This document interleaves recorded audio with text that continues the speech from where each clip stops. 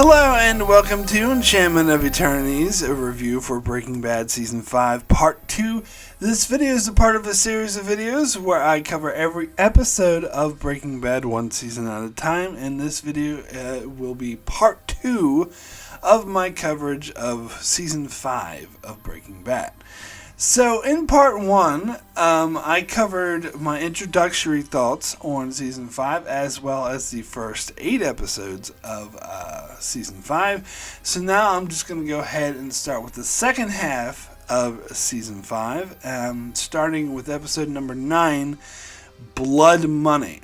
So this was actually the premiere of the second half of Season 5, because Season 5 was shown in two halves, and there was I can't remember exactly how long, but around 8 months, 7 months. It was a long time in between these two halves, so a lot of people would consider it two separate seasons, even though technically it's all part of Season 5. But regardless, when watching this episode, it felt like a season premiere, like you were getting back into it. And of course, the mid-season cliffhanger was that Hank had found out that Walt was in fact Heisenberg. And so this episode takes on after that. And also in the mid-season finale, they also did a huge time jump, 8 months or some unknown time into the future, where Walt had made a ridiculous amount of money, and so he finally retired. So here we follow back with that, where he's retired, and Hank kind of knows who he is now.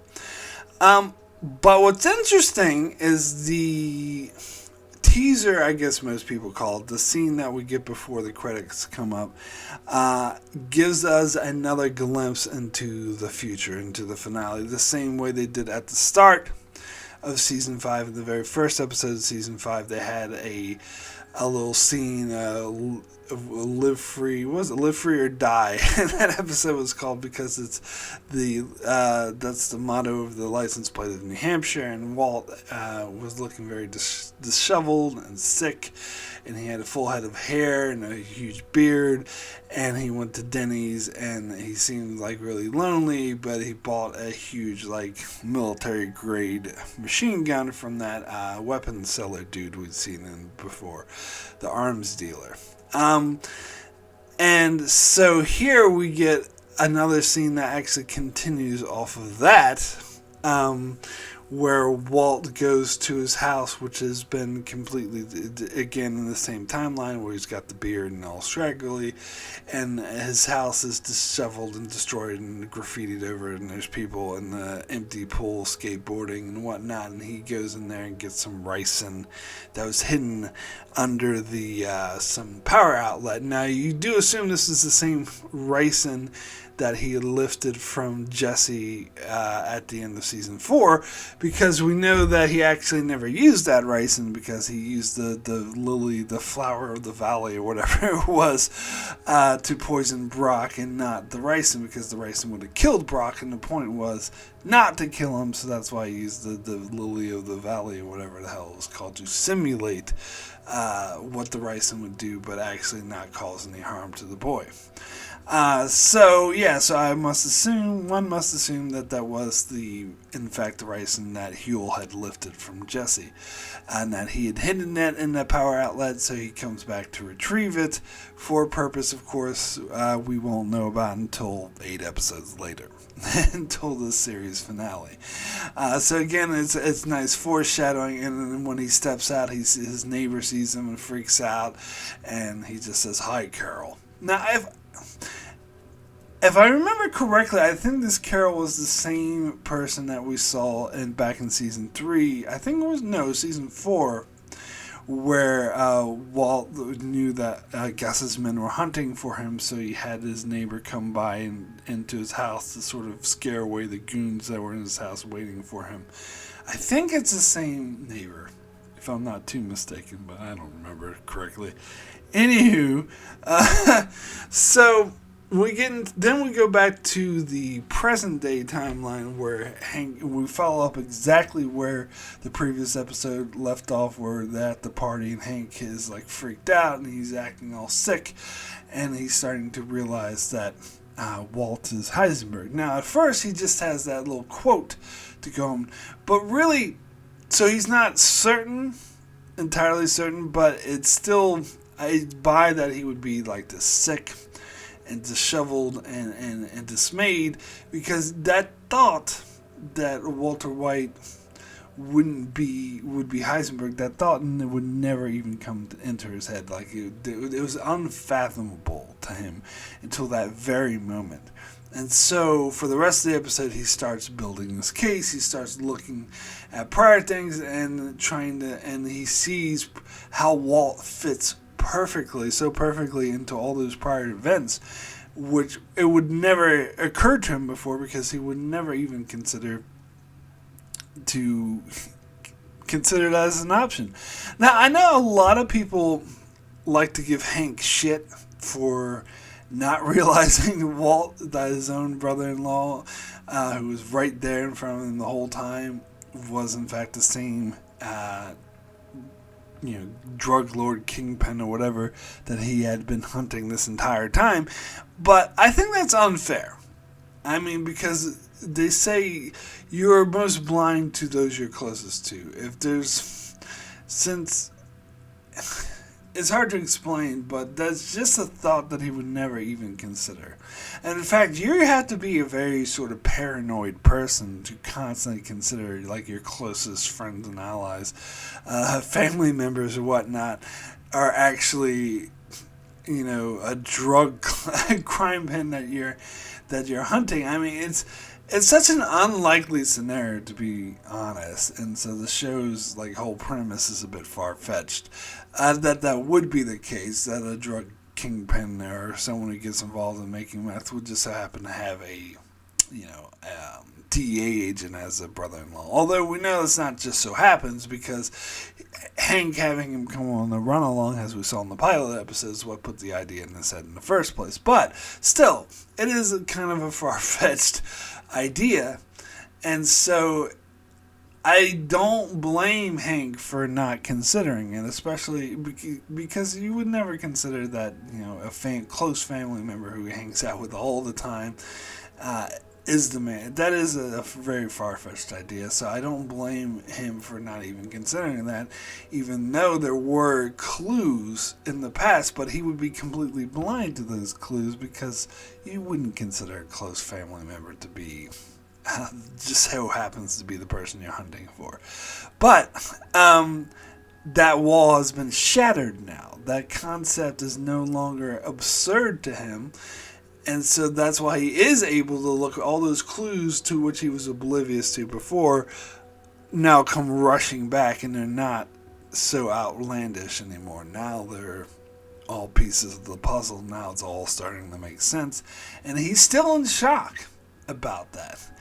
And what you see in the final confrontation with him and Walt, because Walt, of course, realizes that Hank found this book, and that Hank's been avoiding him, and that Hank is secluded himself, and so he goes over to see Hank in order to confront him, and of course he starts to play dumb, but Hank outright just punches him, and because he's now, after looking over all the evidence, he's certain now that Walt is in fact Heisenberg. And Walt's reaction to that, I think, is actually, it was so amazing. It's such a good episode. His reaction to that was just to go, if I'm not, because Hank says, I don't think I know who you are. And which is true, and that is such a true to form reaction that Hank would have, because this was a brother to him, basically a close family member, and he's finding out he's actually the same evil man he's been hunting for the whole time. But Walt's reaction to that was to say, if you don't know is that true, you don't really know who I am, then maybe your best course of action is to tread lightly. I mean, that was such a fucking badass line. Like, and again, this kind of gets into the person that the Heisenberg person that he's become. The whole say my name, and the person was able to execute 12 people in prison, or 9 people, however many it was, all at the same time.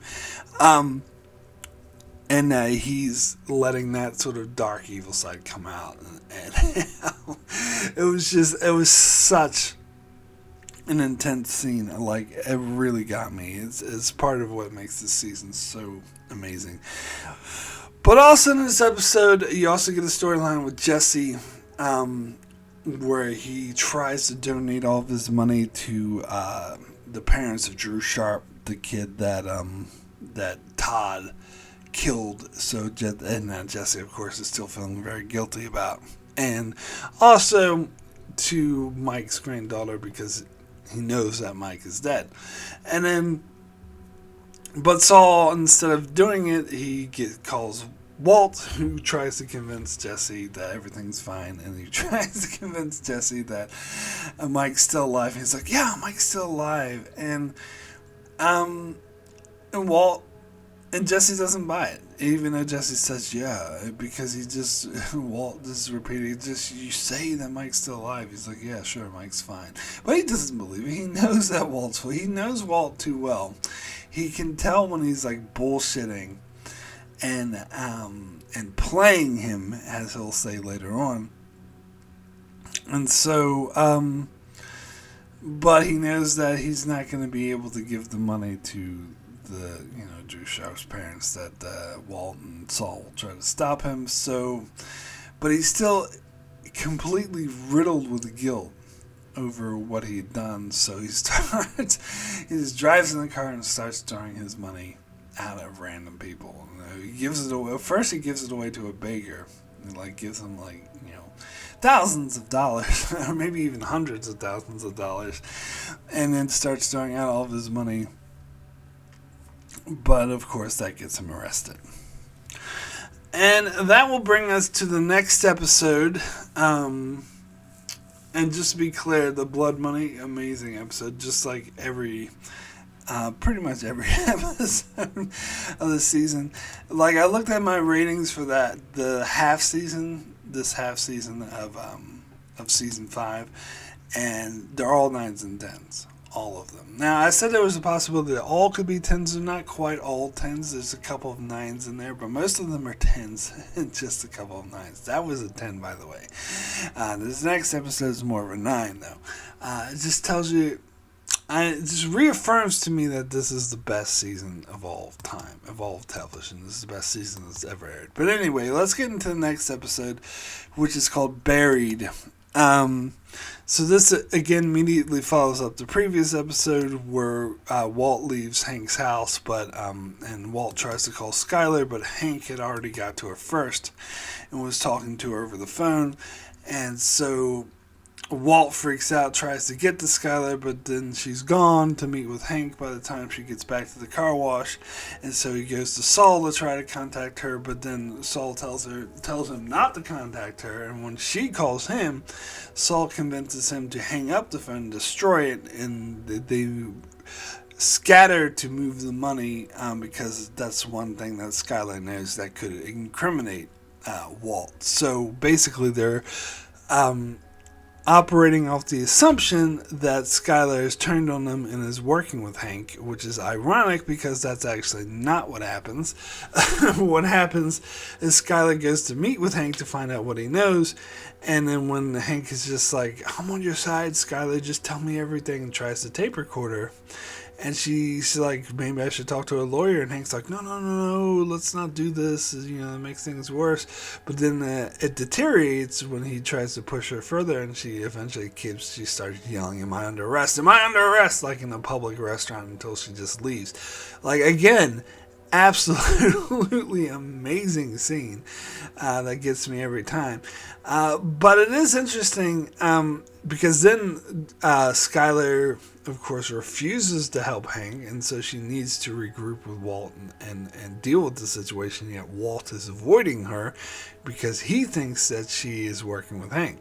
So it's a really interesting situation. The thing is, it is kind of Skylar's fault for not answering Walt's call in the first place, for avoiding him and going straight to Hank, because of course Walt's gonna think that she's working with him.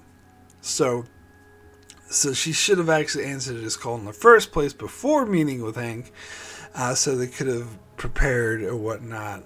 But because she didn't do that, I think she's the one who's responsible for causing this situation. But anyway,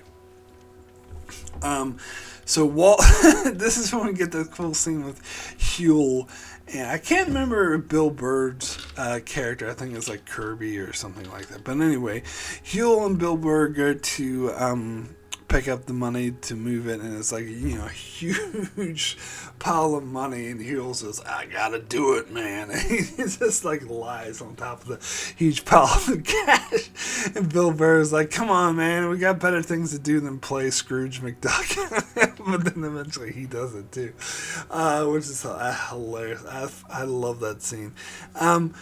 But they take the money and they move it, and they give it to Walt, and he drives it out in the middle of the desert and buries it and gets the coordinates for it, and then he exhausts himself.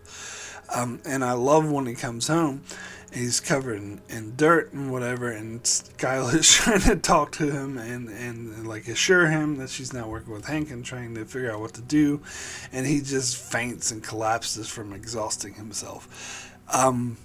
But then they deal with it in the morning, and they sort of regroup, which is mainly what the next episode covers.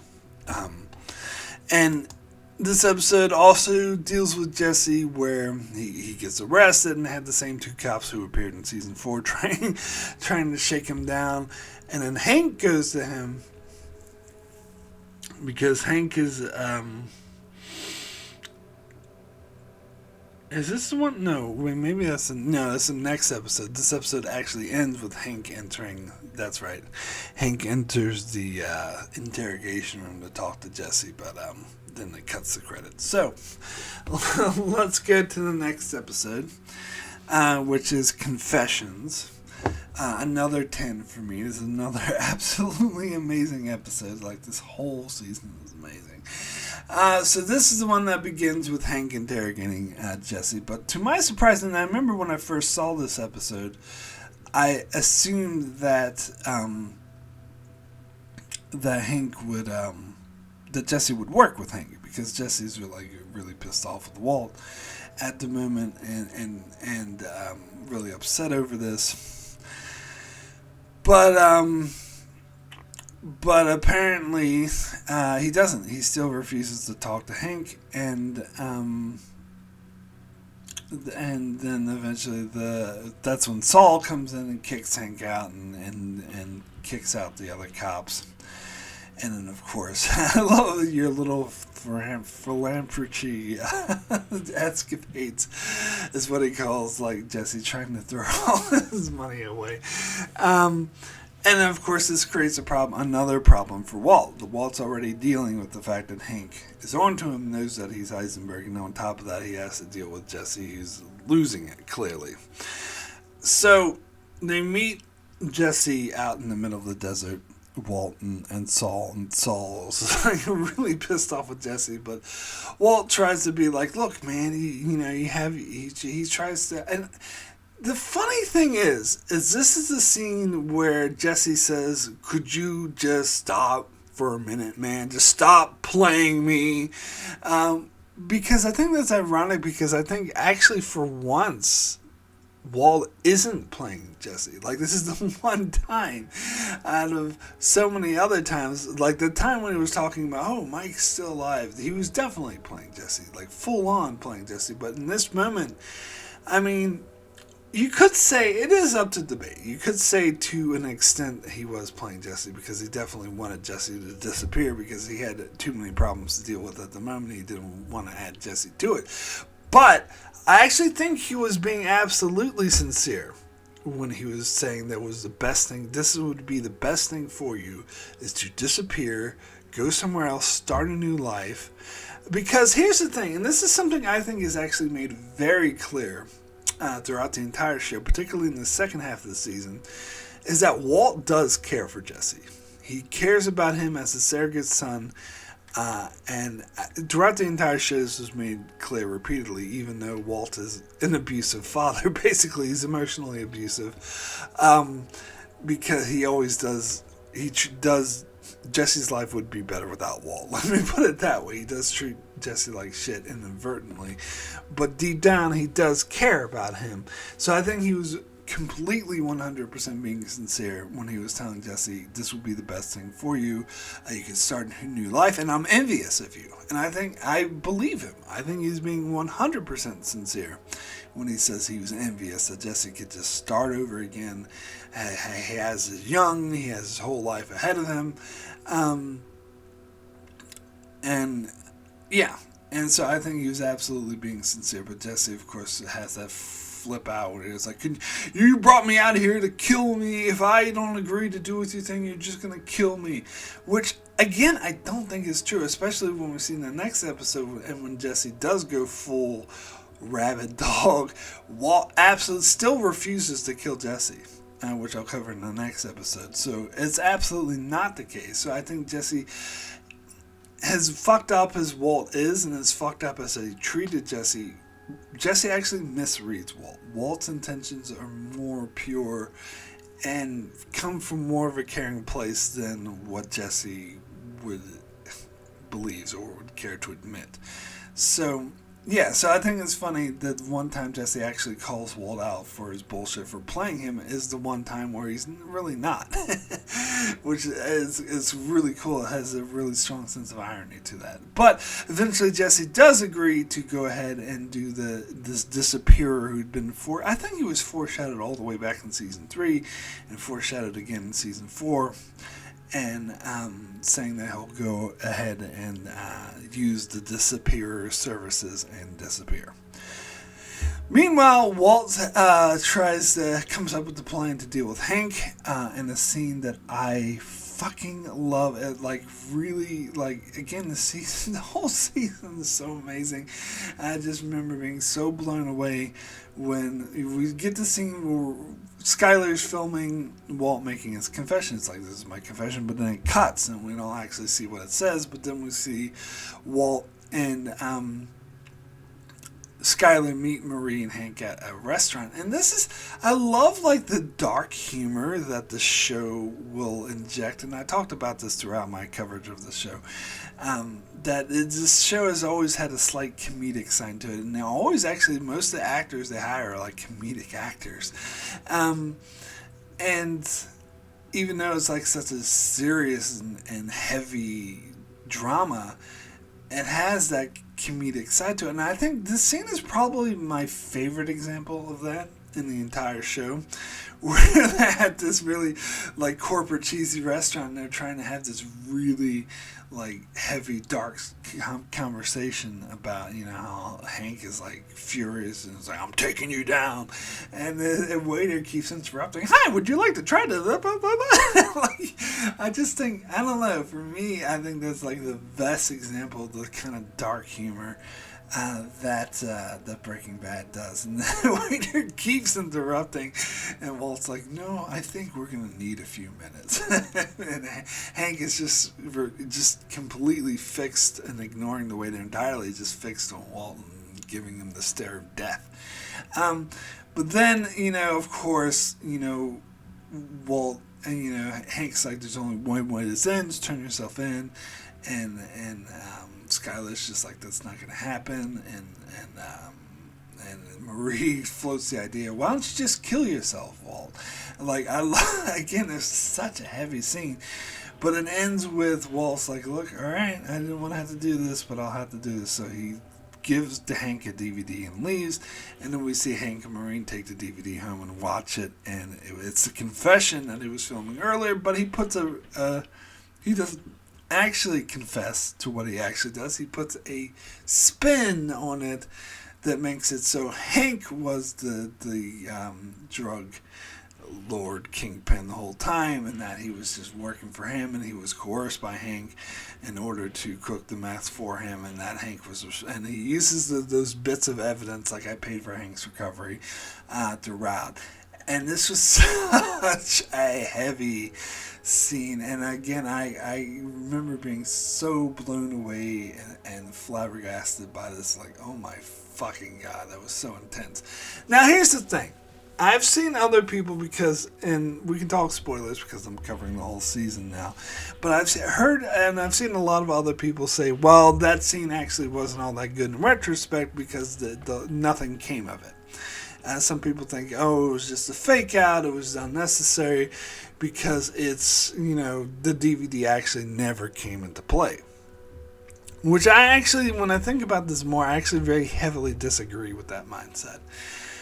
First of all, regardless of what happens afterwards, it makes a difference for the here and now as far as the power struggle between Walt and Hank. So regardless of what happens after this, it does in fact serve a very heavy purpose. It actually does sort of make Hank rethink his strategy and actually give Hank huge pause, because I don't think I covered this, but also Hank is, like, Marie was trying to convince Hank to go to the DEA and go to Gomez and tell him about Walt, but he was refusing to do so because he knew that it would mean the end of his job, because he let his own brother-in-law, get out from right under him, where he was right under his nose the whole time. And that was actually foreshadowed nicely at the start of season 5 when his boss got fired because he was friends with Gus Fring, and let Gus Fring get right out from under his nose the whole time. So Hank saw firsthand that happening, and this is an even worse example that his own brother-in-law was the infamous Heisenberg they were looking for. So Hank knew that the only way that he could go to the DA is if he caught Walt. That he has to have something to show for his fuck up of letting his own brother-in-law get sneaked from under his nose.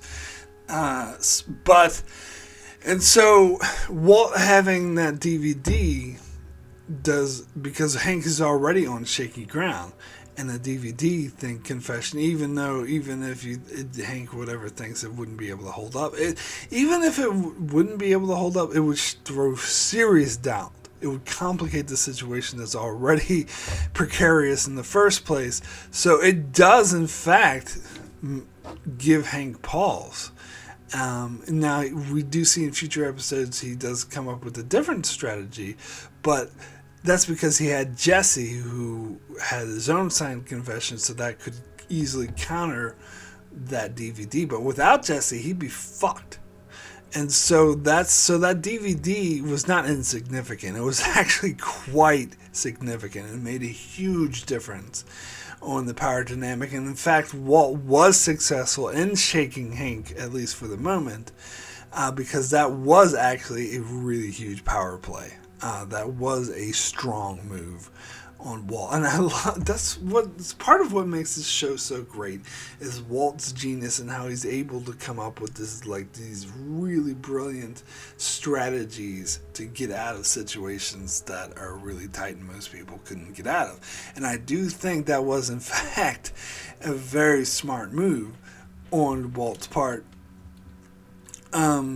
And as again, the only way Hank was able to get around that was through having a first-hand witness in Jesse.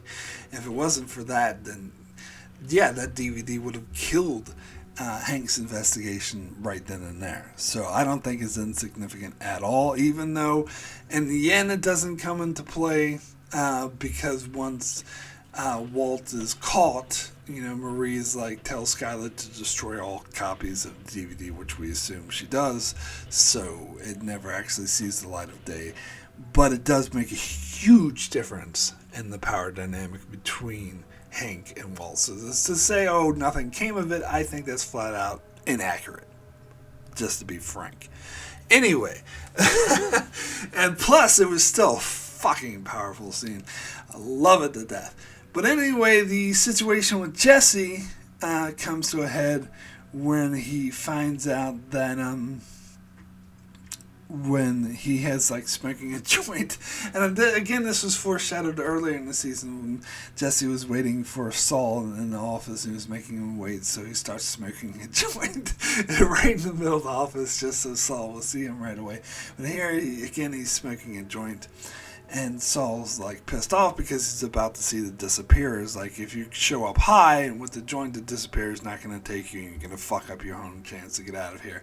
So he asks Jesse to give him the weed, but Jesse refuses, so he has Huel lifted from him that Huel's a big pickpocket. And I love that Better Call Saul actually foreshadows like how Huel's known as a pickpocket, and he does some more pickpocketing in that, which I love. But anyway, this is when Jesse comes to realize that since Huel's such a great pickpocket, that he also stole the ricin off of him and gave it to Walt.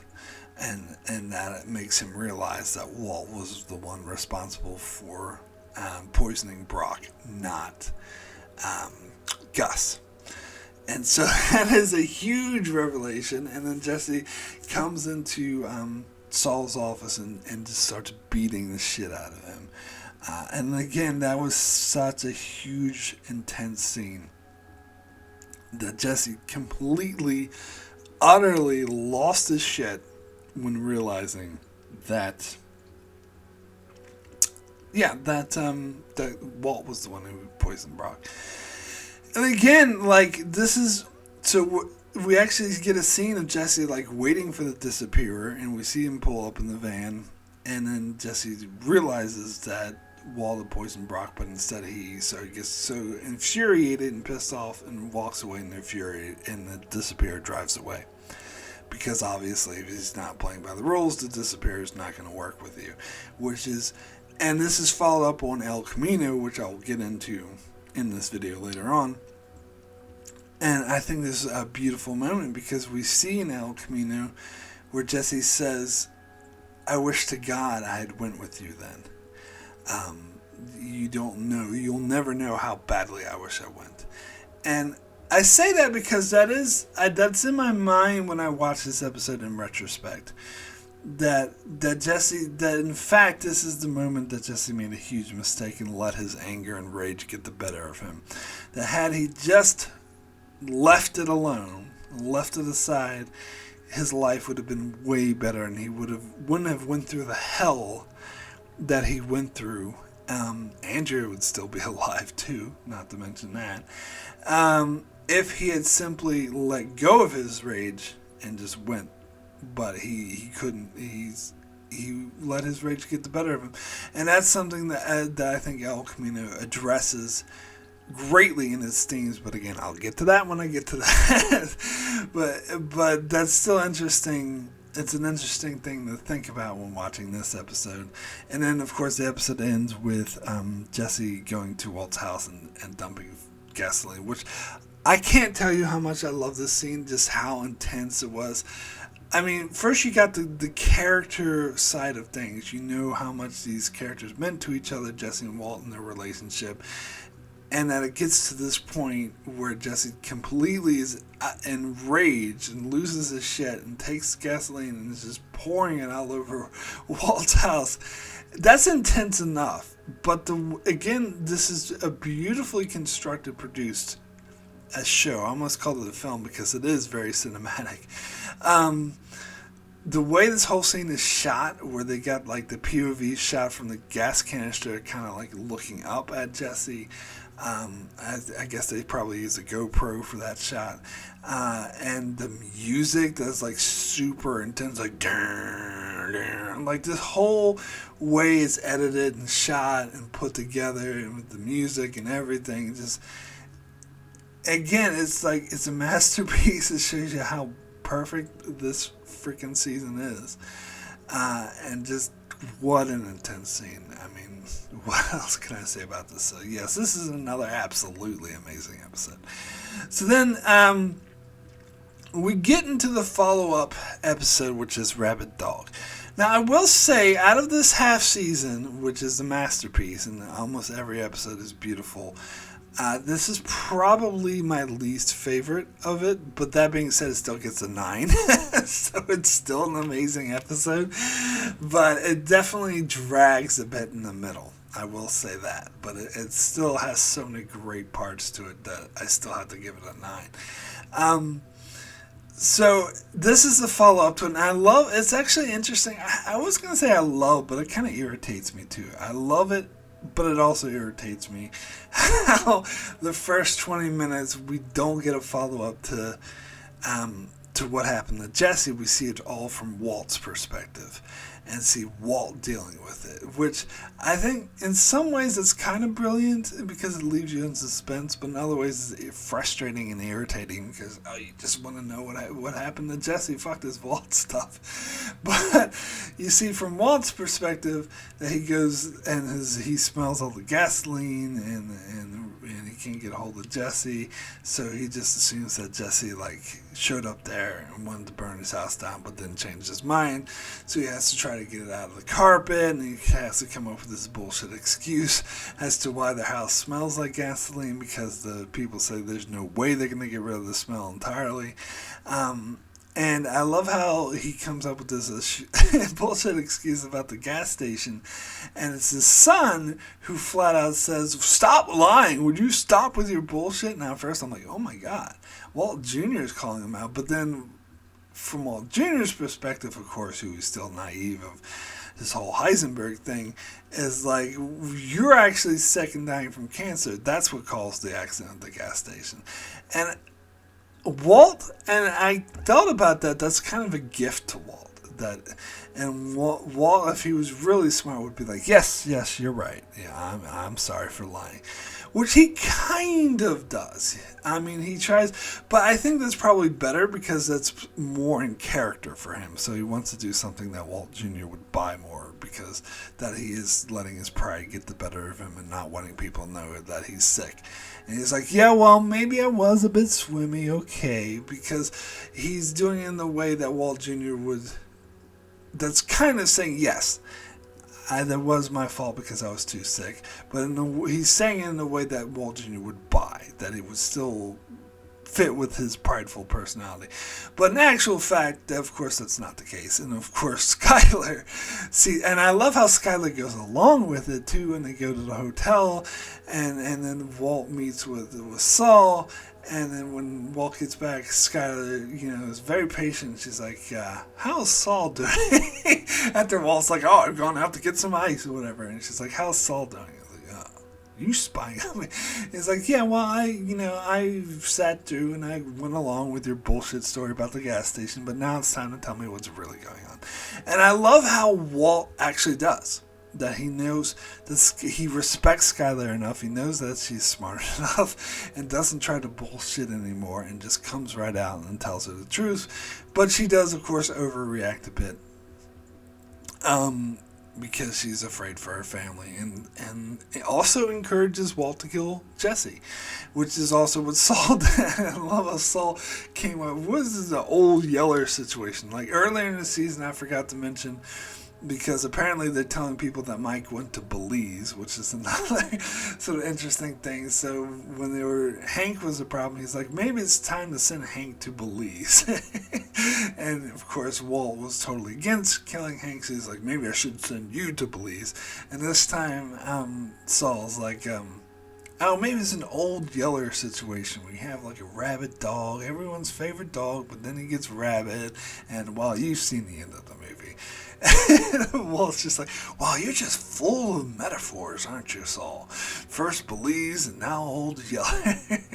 And then he's like, flat out, do not float this idea again. And again, see, this is what I think makes it absolutely clear that Walt does in fact care about Jesse, and that Walt isn't as evil as a guy that Jesse thinks he is, because Jesse assumes that Walt is actively trying to kill him, when in fact Walt is very resistant to the very idea of killing Jesse. So that's a very interesting dynamic. And even Skylar is suggesting, Walt is absolutely refuses. Like, this is a human being we're talking about. Which Walt didn't really care about the 9 human beings in prison that he killed. So it has more to do with just being a human being. It has to do with him actually caring about Jesse. But anyway, we then see from Jesse's perspective what happened, and that it was in fact Hank who found Jesse as he was about to burn down Walt's house and convinces him not to, because Hank had been following Jesse. And as I said, this is exactly Hank needs Jesse in order, because that DVD exists, Hank needs Jesse in order to defeat Walt. And Jesse, of course, is enraged and wants Walt gone once Walt defeated himself. So Hank just has to convince Jesse that the best way to do it is to legally take him down and expose him for who he is. And I think it makes all the sense in the world that Jesse would go along with this. And so we see Jesse confessing, and apparently he confesses absolutely everything. And that's when the one thing that kind of disappoints me, I gotta say, is that they bring Hank in they bring Gomez in off screen. That we don't actually get a scene of Hank telling Gomez about it, because I think that's something I wanted to see. Gomez's reaction to learning that Walt in fact was Heisenberg, but we're robbed of that. Instead, we just see Gomez after he's already been told. But apparently no one else in the force knows, or in the DEA, that Hank just told Gomez, which makes all the sense in the world, seeing how close they were. But Jesse, tells them, look, I'll confess everything, but the problem is he's actually retired. I don't have any hard evidence against him. All you have is my word. And after he gives this confession, Gomez is like, I hate to say it, but he's right. We have no hard evidence. All we have is this word of a junkie against the word of a school teacher who has cancer. So they both realize that they have to come up with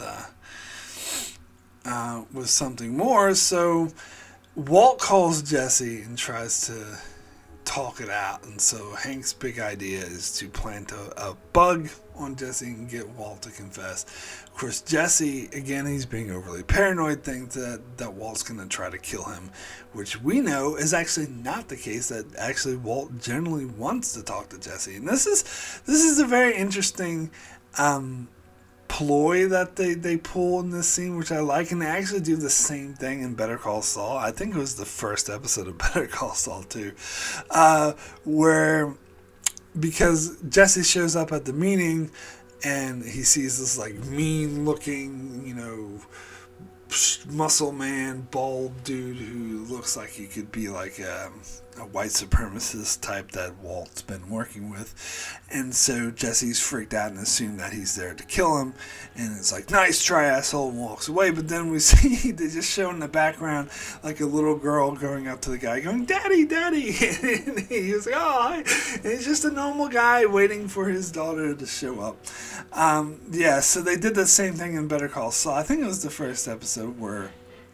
Saul in his new life as Gene saw this like scary looking guy show up at his restaurant, and he thinks he's watching him, but he's actually just there meeting someone. I can't remember if it's also a daughter. I think maybe it was someone else, like a girlfriend or something. But it proves that, and I love that because it does show the mindset of the character, and it's very realistic that you would have that paranoia that you would assume, and especially it's also showing how you kind of judging books by its cover, how you stereotyping. Oh, this is an evil, scary looking muscle dude, but it happens just to be a father waiting for his daughter to show up. So I think it gives it a really nice dynamic there. But so Jesse refuses to talk to Walt because he's being really paranoid, and calls him and says, "Nice try, asshole." And so instead he comes up with another idea. But at this point, Walt realized that Jesse's not going to listen to reason, and so he finally comes to the decision to kill Jesse. And this is setting the stage for the ending of the show, or at least the next 2 episodes. The downfall of Walter White is like a classic Shakespearean tragedy. And if you've studied Shakespeare at all, or you know anything about the classic Shakespearean tragedy, it usually happens through miscommunication and misunderstandings. That if only people had actually been more open and more trusting and communicated more with each other, the tragic ending would have never occurred. And that's pretty much exactly what happens here. Because what this is setting, it's Jesse's own fear, his own paranoia, and his own hatred of Walt is what actually is the undoing for both of these characters. Because had Jesse just sat down and talked with Walt, that this tragedy could have been avoided for everyone involved. And also, of course, Hank's hatred of Walt and his desire to catch Heisenberg is also a driving factor here. And this is something I'll make a whole other video about, which I plan on doing, but I just want to touch on right here, is that some people have proposed that Hank is the real hero of the show, which I reject that idea wholeheartedly. I actually think Jesse is, but I'll get more into that when I do my other video. And what proves that Hank is not the hero is the fact that in this episode, Gomez says, well, Jesse's probably right. Walt's just going to kill him. And Hank's like, well, at least we'll have him on murder. Hank doesn't give a fuck about Jesse. Hank is willing to sacrifice Jesse, let him die, and lie to his face and saying this is the best thing for him. Really, he doesn't even give a shit if he's killed. He's just some stupid junkie, as long as he gets Walt. That is not a hero. Hank is just as flawed as a character as Walt is, in my opinion. But anyway, as I said, I'll get into that more later on. But I think the real tragedy again here is that, and also it's not just Jesse's fault. Walt's also sort of given into, even though he cares about Jesse as a son, he's given into the pressure from Saul, from his own wife, and for the fear that Jesse's going to do something to hurt his family. He's given into that as well, and so he calls Todd to get Todd's uncle involved to kill Jesse. And that, of course, major mistake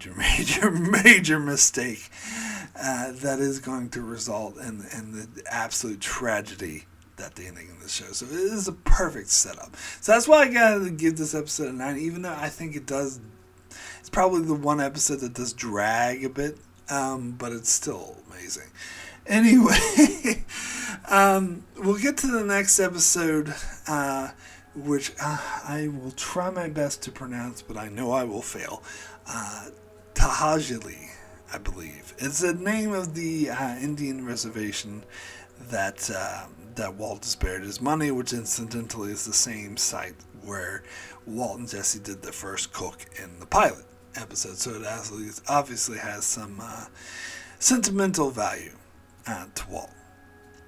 So anyway, in this episode, it starts off and I haven't really touched on this at all because we've been getting a side plot throughout this run about what Todd and his Uncle Jack have been up to, how they killed the Colonel Young from Stargate Stargate Universe, who had took over production, and apparently what's-her-face Lydia was very unhappy with him because he didn't give a fuck about the quality going down, which after Walt left, because now he has a monopoly, so what the fuck does he care? But Lydia, of course, cares because her clients in Czech Republic are not happy about it.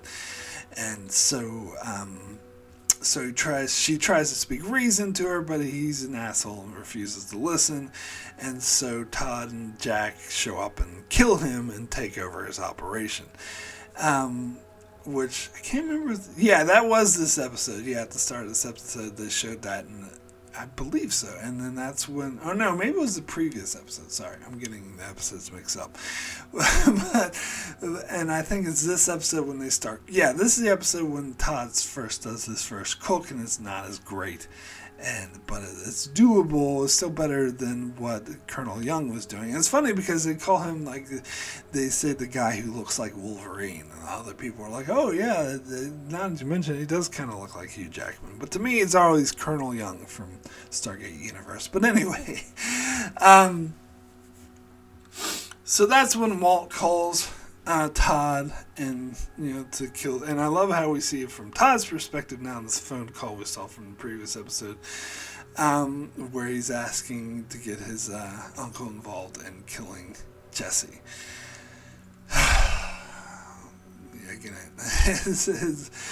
So we see Walt meet with Jack. Now their business relationship worked out well for Walt in the past. And so that's why Walt's is willing to use him again, because, Jack really came through with him with killing all those guys. And so he hires him to kill Jesse, and he's like, make it quick, don't let him suffer, all that sort of thing, but that he needs to be killed. And Walt is kind of I think he's being naive and underestimating. He's being a bit arrogant, saying, well, I'm the great Heisenberg, no one would dare cross me. And also underestimating how untrustworthy Jack and his men are. I mean, they're freaking Nazis, for Christ's sake. So you should know you shouldn't be able to trust him. But that's basically, those are the killers he knows that worked well for him in the past. And had it just been a simple job of killing Jesse, I think it would have went well. But the fact that as soon as Jack had an opportunity to double-cross Walt, he took it, which of course he would. So he was not a trustworthy. But I'm getting ahead of myself. And from the Hank side of thing, we see Jesse comes up with a different plan. Of course, Gomez is still really pissed off at the fact that Jesse refused to go with their actual plan, but Hank sort of convinces him to hear him out. So Jesse's new plan is like, look, the one thing that the piece of evidence that Walt absolutely refuses to destroy that could incriminate him is the money. So we find the money, we have him.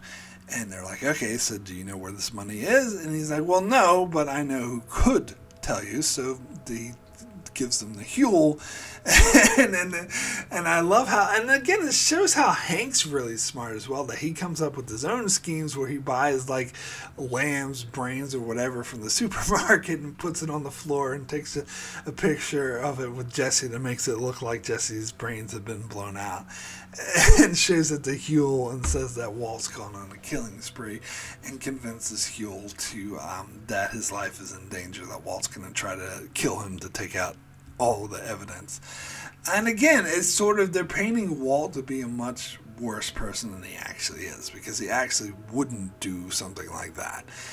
But he's done enough bad things that they're able to convince other people that he would do something like that, which is also very interesting. So Huel, I love the scene with Huel. I just love Huel in general, and how, Hank's trying to, when he's first talking to him about Walt, Huel's being absolutely stone-faced, and I even love how Hank's like, nice poker face. He's like, look, I'm not asking you about Walt or to give away your lawyer or whatever, because I'm not asking, you're not talking, that's fine. Let's cut to the chase. And then shows him the picture of Jesse with his quote-unquote brains blown out, and that's when the Huel cracks. Such a great scene. And also, not only does it show how intelligent and how great Hank is, it also shows what a bastard he is. And again, not the hero at all. But anyway, how he's just willing to use Huel as well. So, Huel does, he doesn't know where the money is, but because Walt himself made it, Walt was actually smart to do that. He did it himself so no one else would know, but he does know details like what car they rented, what van he took, and that he was covered in sand after he got there, so it's obvious that he buried it somewhere in the desert. So they try to,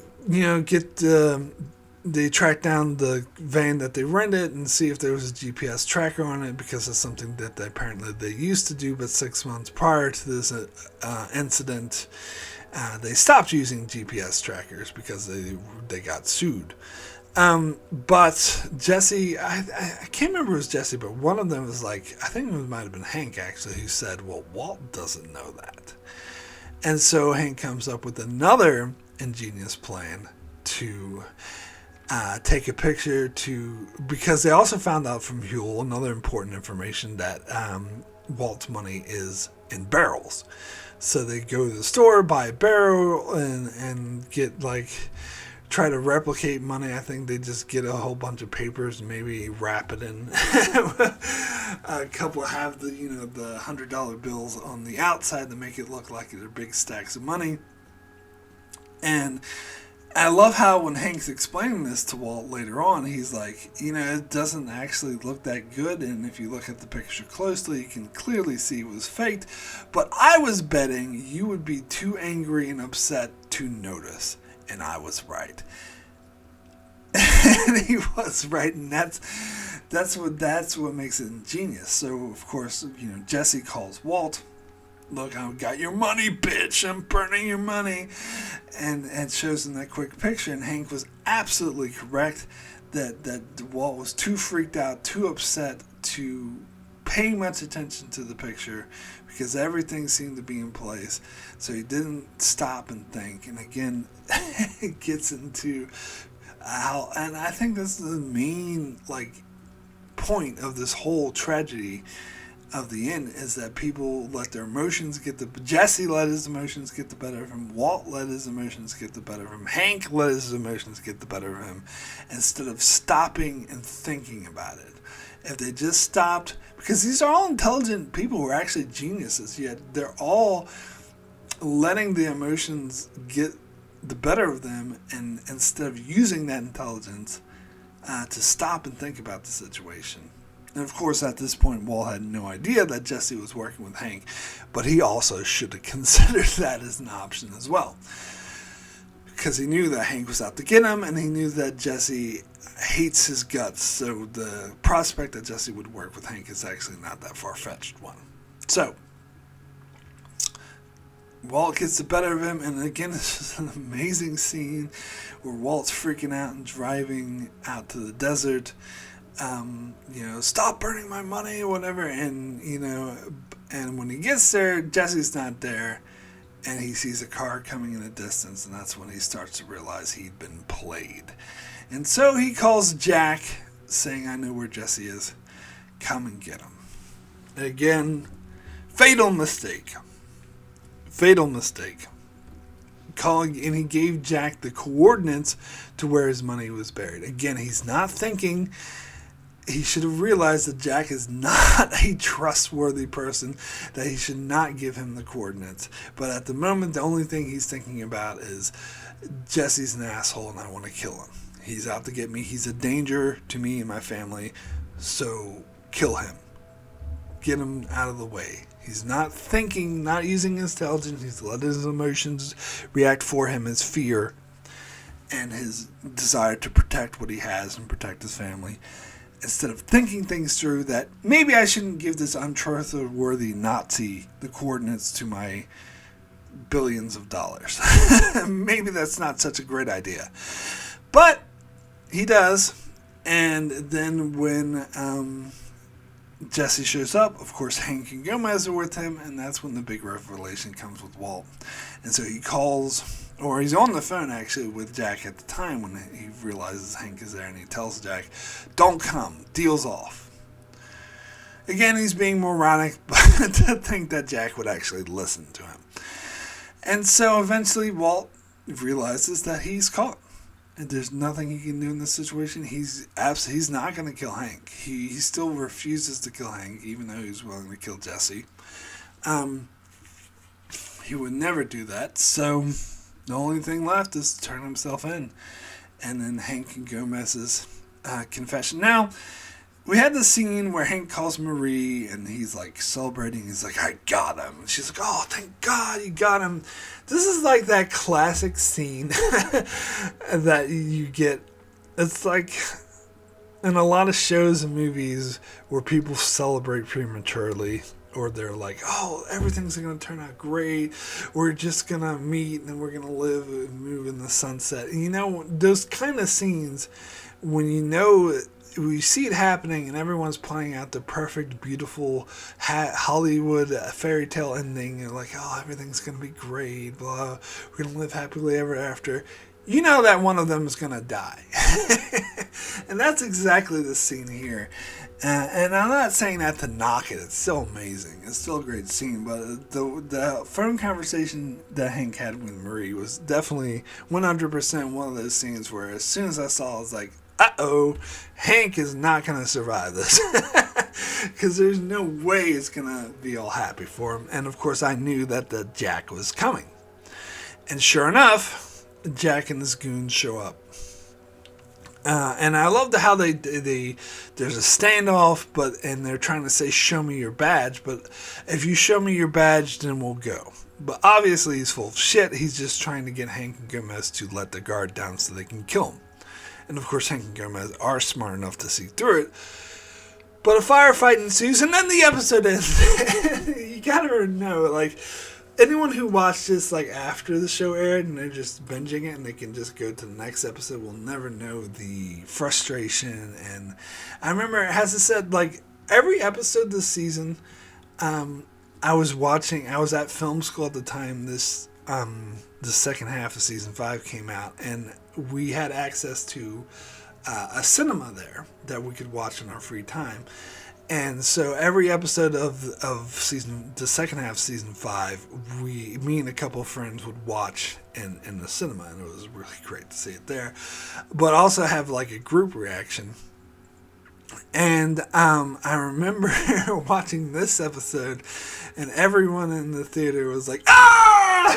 As soon as the credits came in, they're like, "No!" I do think that is kind of an unfortunate place to cut, and maybe that the beginning scene of the next episode should have been in this episode instead. But whatever. That's how they did it. So let's get into the next episode, which is Ozymandias.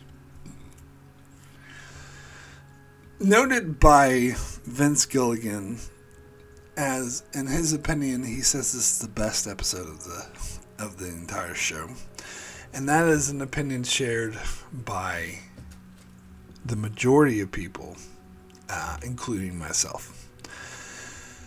I think that, and especially watching this episode again, it's been years since I've seen it.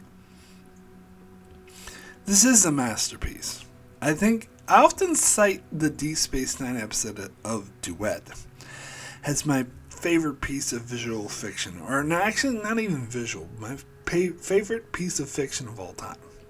Like movies, books, TV shows, episodes, what have you. Watching this episode again, I actually think Ozymandias is actually, it kind of beats out Duet for my favorite anything. My favorite episode, my favorite show, my favorite movie, book, comic book, scribbling on the wall, anything. Like, I think this is the best piece of fiction ever created.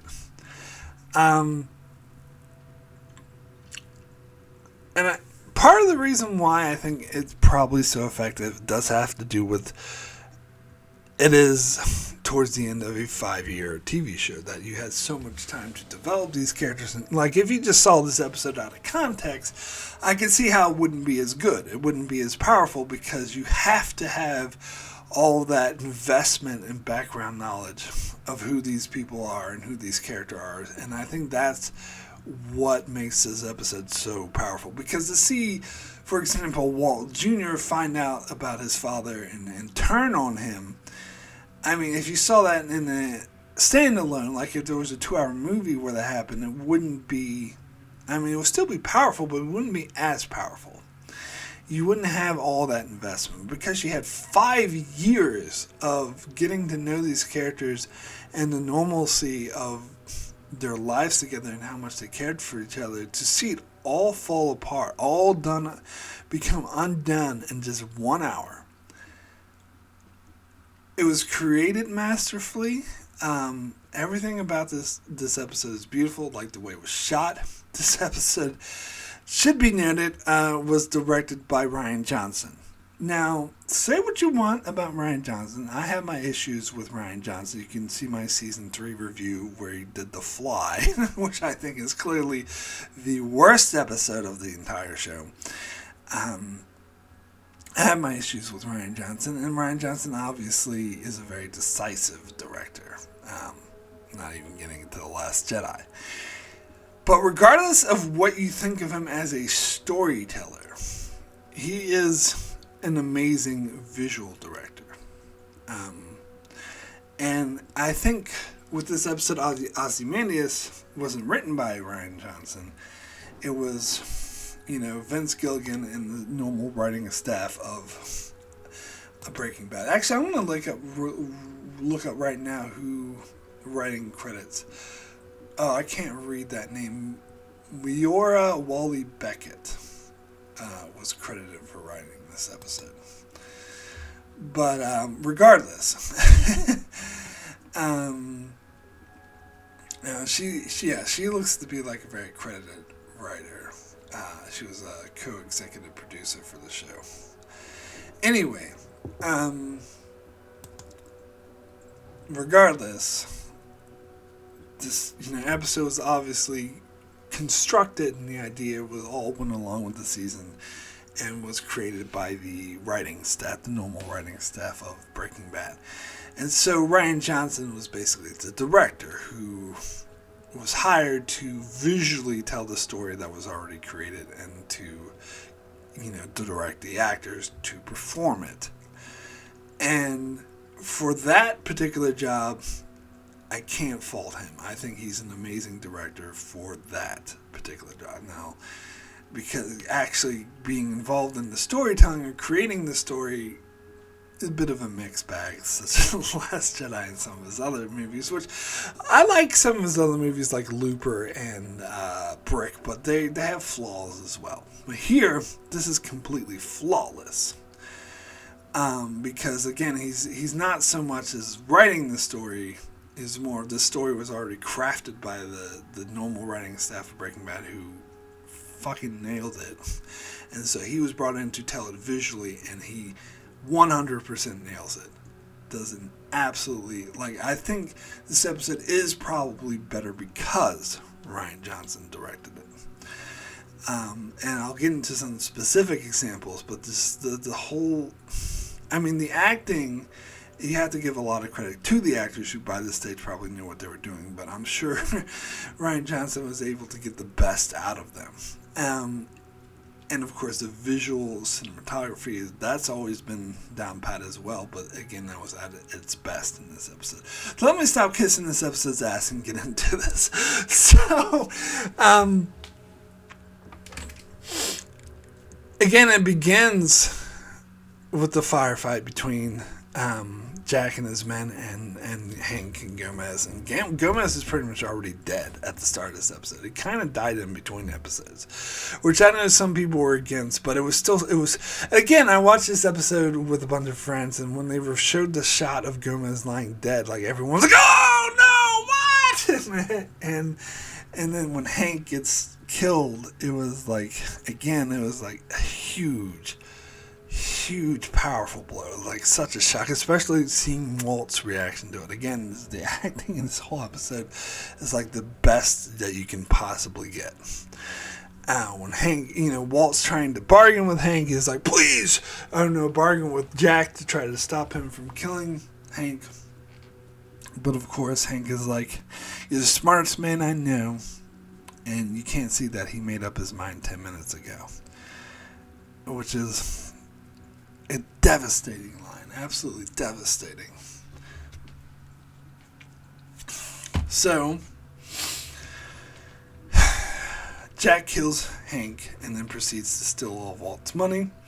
And again, this is kind of Walt's fault for trusting Jack, for not for giving him, and Jack even lays it out to Walt, saying, "I thought it was kind of funny. You know, most people when they give me directions, they say, you know, turn left on I-40 or turn right at the gas station, go a couple miles. But instead of doing any of that, you gave me direct coordinates, which is kind of odd."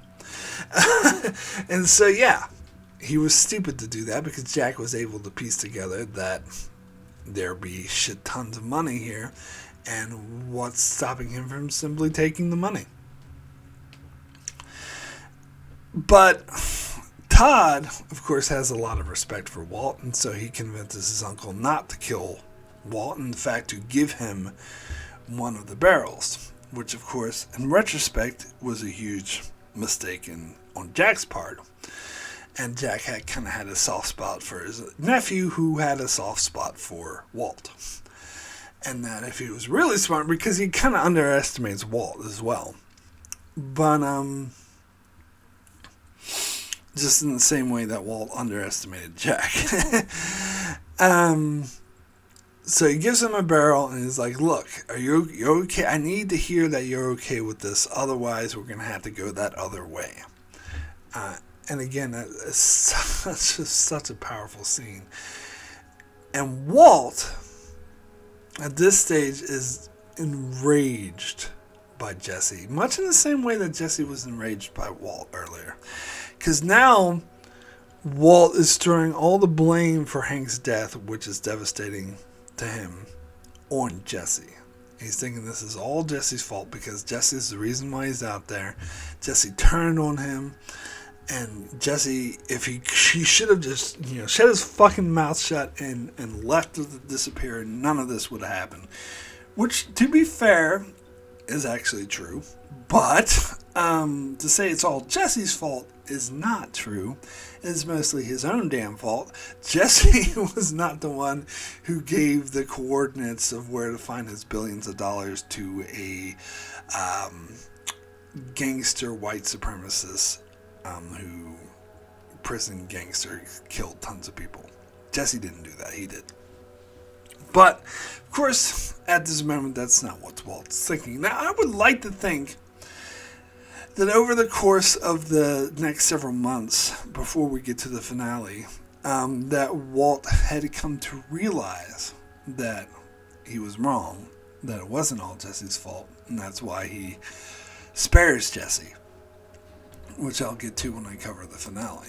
But in this moment, all that Walken thinks about is all Jesse's fault. So, and it's interesting to think that because Walt brings up to Jack, it's like, you still owe me for Jesse. But Jack, he has people out looking for Jesse because they have no idea where he is and they actually assume that he ran off somewhere. And Jack's like, "Okay, if I find him, I'll kill him. How about that?" And Walt just says, "Found him." And then as he's staring at the car, so Jack follows his gaze and sees that Jesse's hiding under the car. Now, this is very important because it shows that perhaps Jack would have never found Jesse if it wasn't for Walt. Walt was the one who gave up Jesse with the intention of having him brutally murdered. And brutal is a sort of important part of this equation. And so, oh my God, this whole episode is just filled with the most heart-wrenching scenes you could possibly imagine. And so, with the heart-wrenching scene, they bring up Jesse as he's screaming and objections, and Jack and his men are about to kill him until Todd comes up. He's like, wait a second. He was talking to the cops. We don't know what he's been saying. Maybe it's a good idea to find out what he knows and then kill him. And they ask, Jack's like, oh, that's okay with me, and then asks Walt, is that okay with you? And Walt is like, sure. And I think the reason why, and I'm going to be less sort of forgiving to Walt here, I think the reason why Walt says that is because, well, for one thing, he knows that he's at the mercy of Jack and his men, but mainly I think it's because he does want Jesse to suffer. He wants to prolong Jesse's suffering because at the moment he's putting his blame on everything. This is all Jesse's fault for Hank being killed, my money being stolen. This huge tragedy is all his fault. So he wants Jesse's suffering. And this is made clear in what Walt says to Jesse next, which is another just gut-wrenching moment where he just walks up to Jesse and says, I watched Jane die. I could have saved her, but I didn't. Like, that is a secret that he had been hiding from Jesse for years. Of course, because he actually cared about Jesse and didn't want him to suffer. And of course, wanted Jesse to not know what he did to him so Jesse would like him better. But now, he does want Jesse to suffer. And he doesn't care what Jesse thinks about him. And so he just says that in order to make his suffering that worse. And a lot of this has to do with the fact that Walt did look at Jesse as only son and that he feels utterly betrayed. He feels like this young protege that he thought of as another son just spat in his face, rejected his love, and destroyed his life. Which is not a fair assessment, but that is his perspective in this moment. And so they take Jack and everyone takes Jesse off to suffer, and they leave Walt with the barrel. And so Walt, of course, is in freak out mode because he knows that everything's coming down. He knows that the police will be coming for him soon because Hank is dead and Jack had betrayed him and stole his money. So he knows that he needs to run away. So, of course, his plan is to get his family and go to the disappearer. Problem is that his family's not really on board with this plan because in the meantime, Marie thought that Hank had arrested Walt, and so she tells Skylar that, and then Skylar reveals to Marie, actually forces Skylar to reveal to Walt Jr.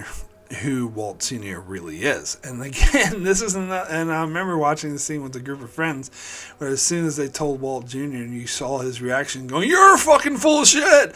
Like, they're like, "Oh my God!" Like, it was another sort of mind-blowing, heart-wrenching gut punch of a scene in and in itself. But then, so Skylar and Walt Jr. go home thinking that Walt's being arrested. So they go home to sort of sort things out and deal with the fact that Walt's going to be in prison. But instead, they find Walt there with that, beat up truck that he bought up from a random, Native American on the Indian reservation. That was a pretty funny scene in itself.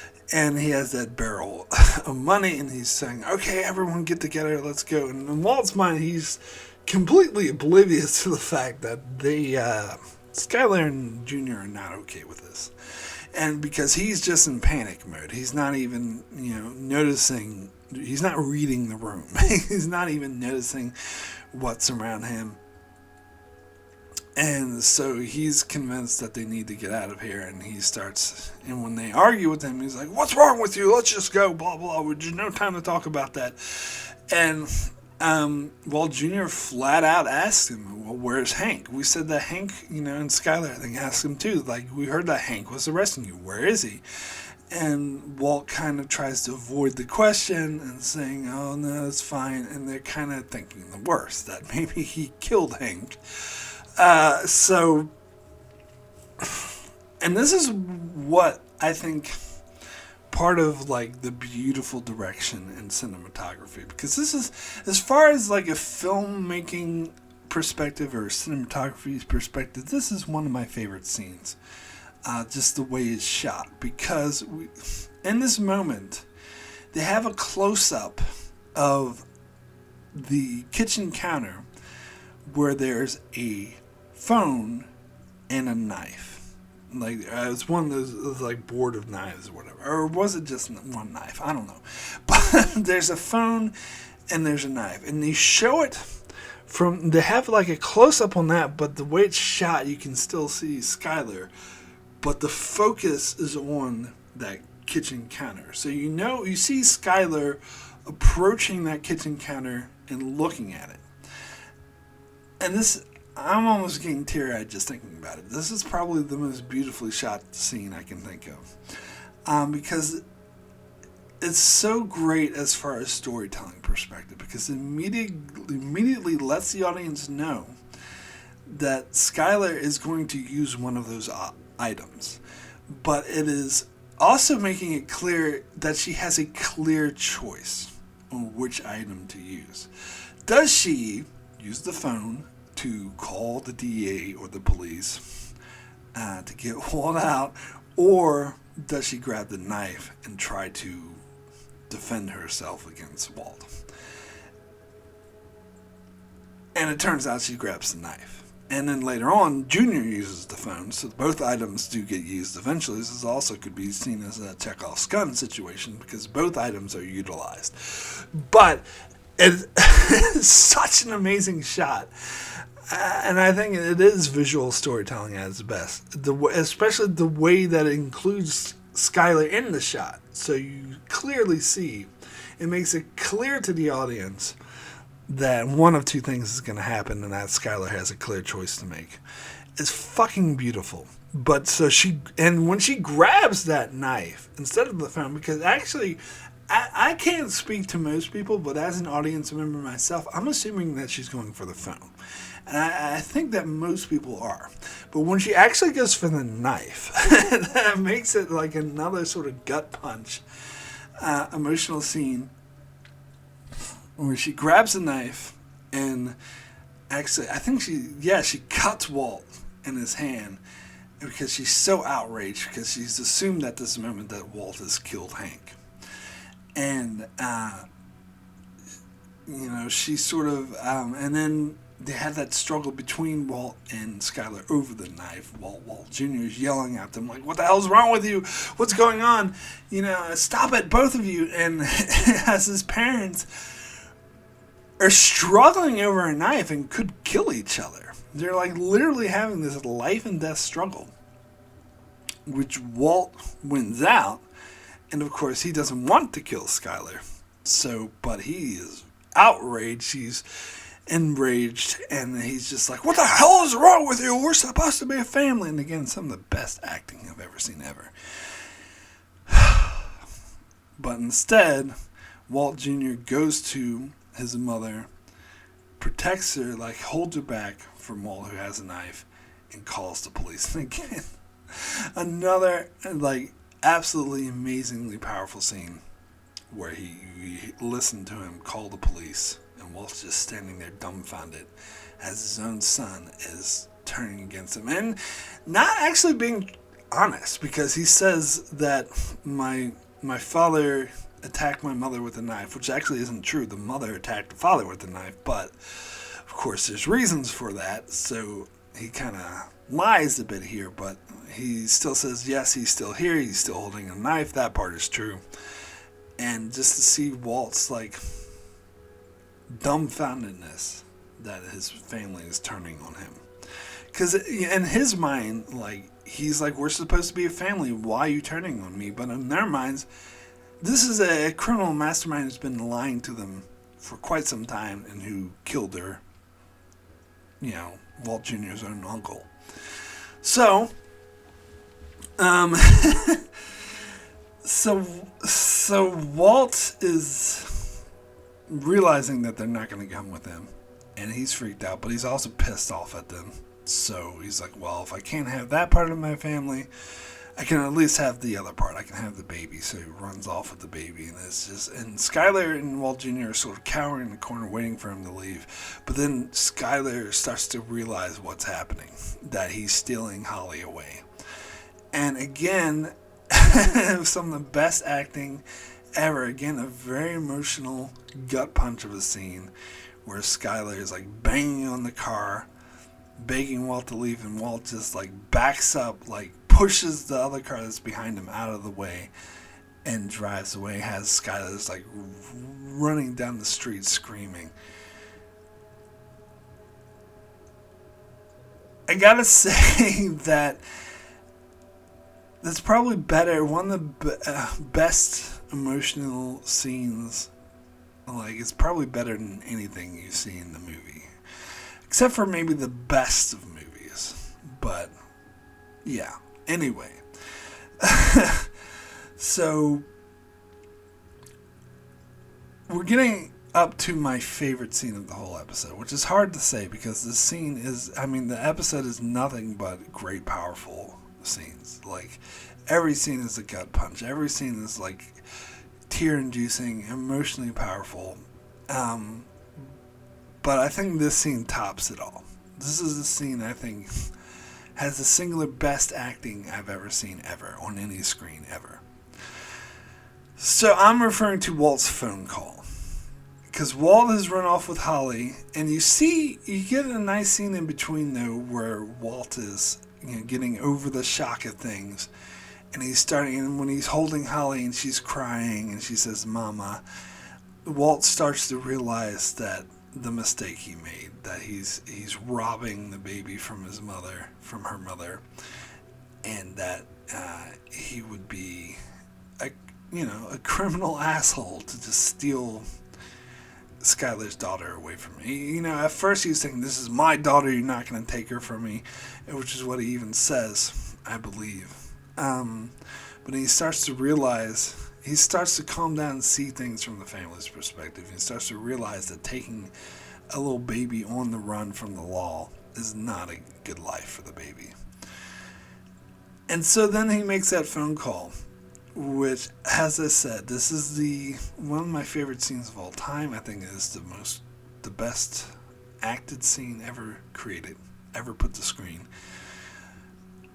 When Walt is basically putting on an act for the police benefit, because at first he calls us like, the police aren't listening in. She's like, "No," and he's saying that for the record because he knows full well that the police are definitely listening in, and so, but he wants to make it for the record, make the police think that he doesn't know that. So he puts on this performance, yelling at Skylar and saying, she had nothing to do with anything, that this is my making, I made this money, you know nothing about this, you stupid bitch, and he's playing the part of the evil criminal that they all think he is, which, to be fair, to an extent he is, but not entirely.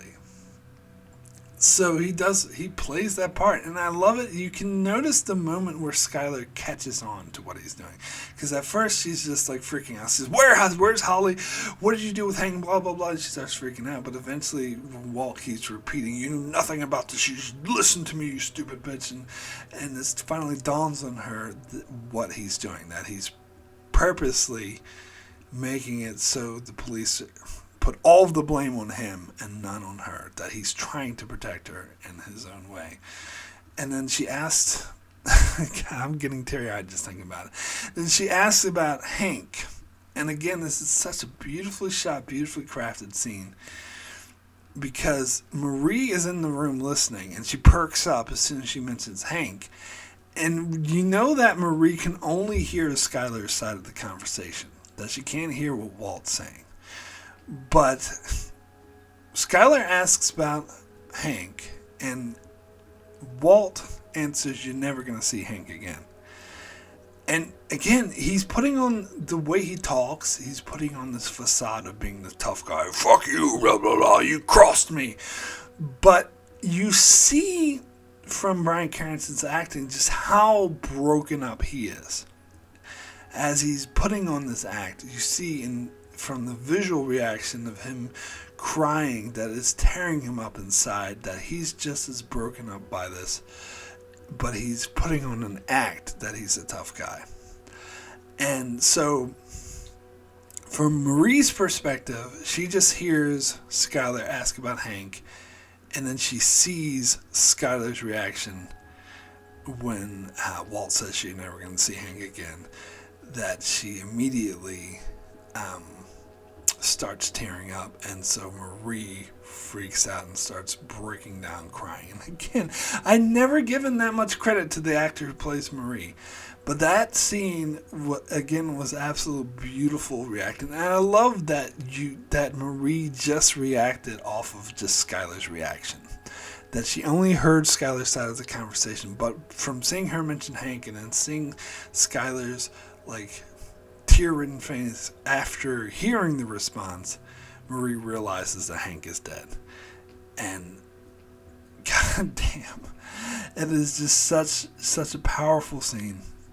And then again, Bryan Cranston's acting here, particularly once he hangs up the phone and he starts crying and freaking out. It is, I stand by, this is the best performed scene ever put to screen, ever. So, and I don't know if Skylar was aware that Walt was going to do this, but Walt leaves Holly with the police department so that Holly can be returned.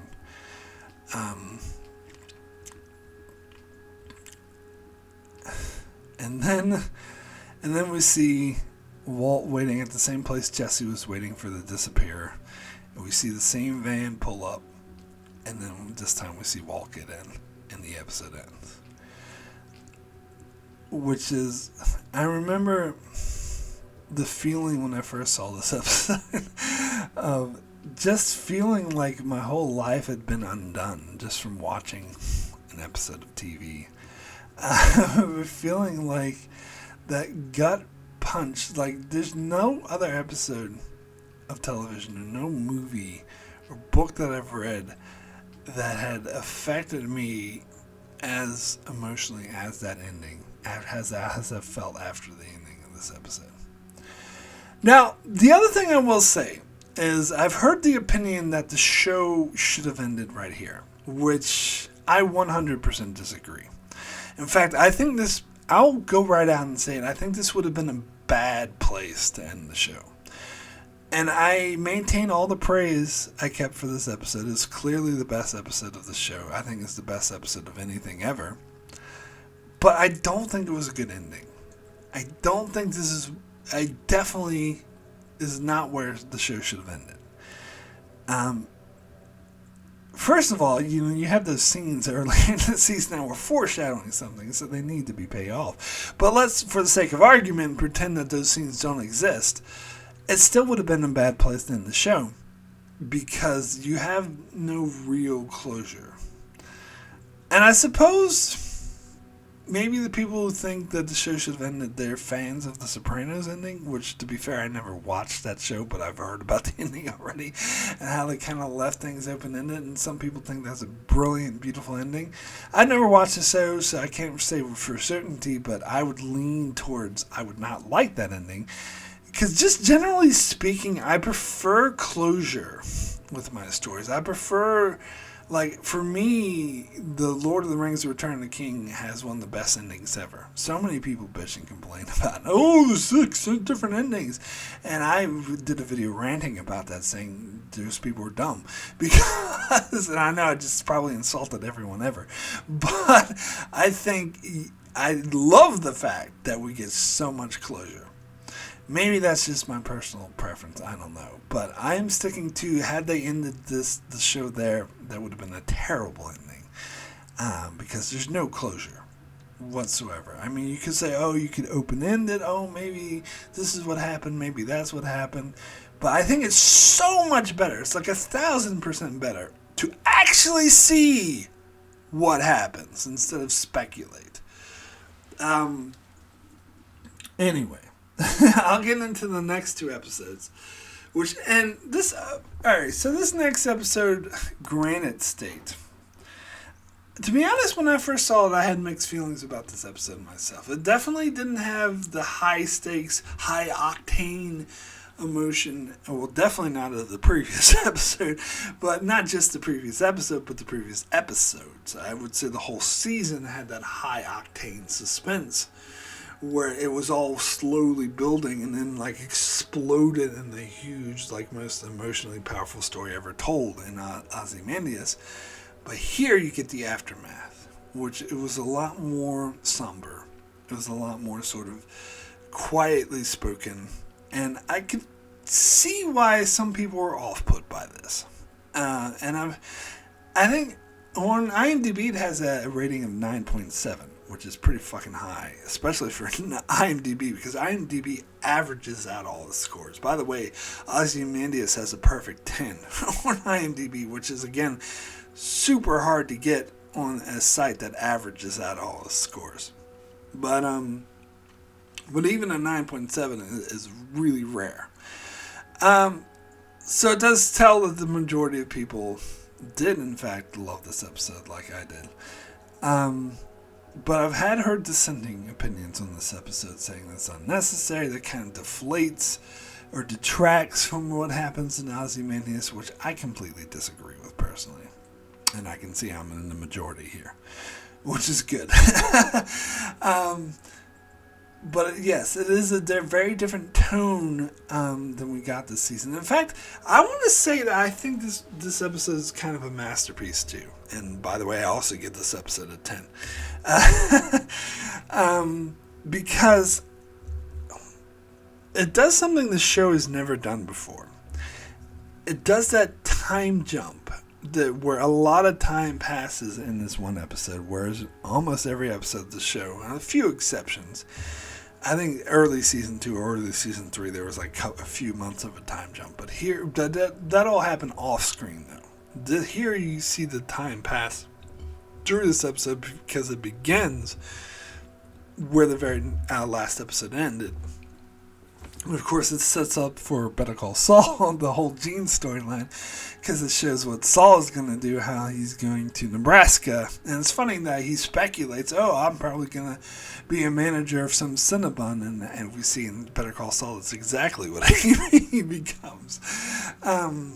So I wonder if he actually suggested that to the Disappearer. But anyway, we also get to see the Disappearer for the very first time. As I said, he was mentioned ever since season 3, and I've heard like some people at the time were speculating that the Disappearer, since he'd been built up to so much, would be played by a well-known actor, and there's somewhat true, because trying to look up his name, the actor he's not like a Brad Pitt or George Clooney, because that would be a bit crazy, but he's played by I'm trying to find his name.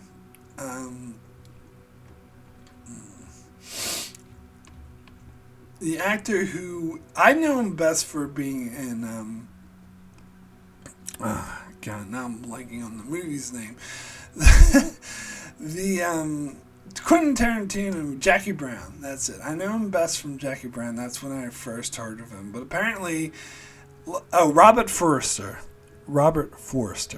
Say that correctly. He apparently was a well-known actor in the 70s, like Quentin Tarantino, who loves to revive actors from the 70s. He apparently was in a lot of stuff, TV shows, movies in the 70s, and but I first heard of him from Jackie Brown because I loved his performance in that movie. I thought it was great. But he'd also, he wasn't, I wouldn't say he was not a Hollywood A-lister, that's for sure. Because most of the stuff he had done in this decade, the 2000s, was TV. Like, he was in the show Heroes. In fact, he was in the season 3, which sucked. And I didn't really like the storyline he was in. So it's not like he was an A-list actor. But he was still a well-known actor. And I loved him as the Disappearer, which we'll also get a bit more of in El Camino, which I'll talk about shortly, and I love how he appeared in that too. And I think his performance in this episode is great. I love the dynamic that he brings, because he's not what I would call a sympathetic character.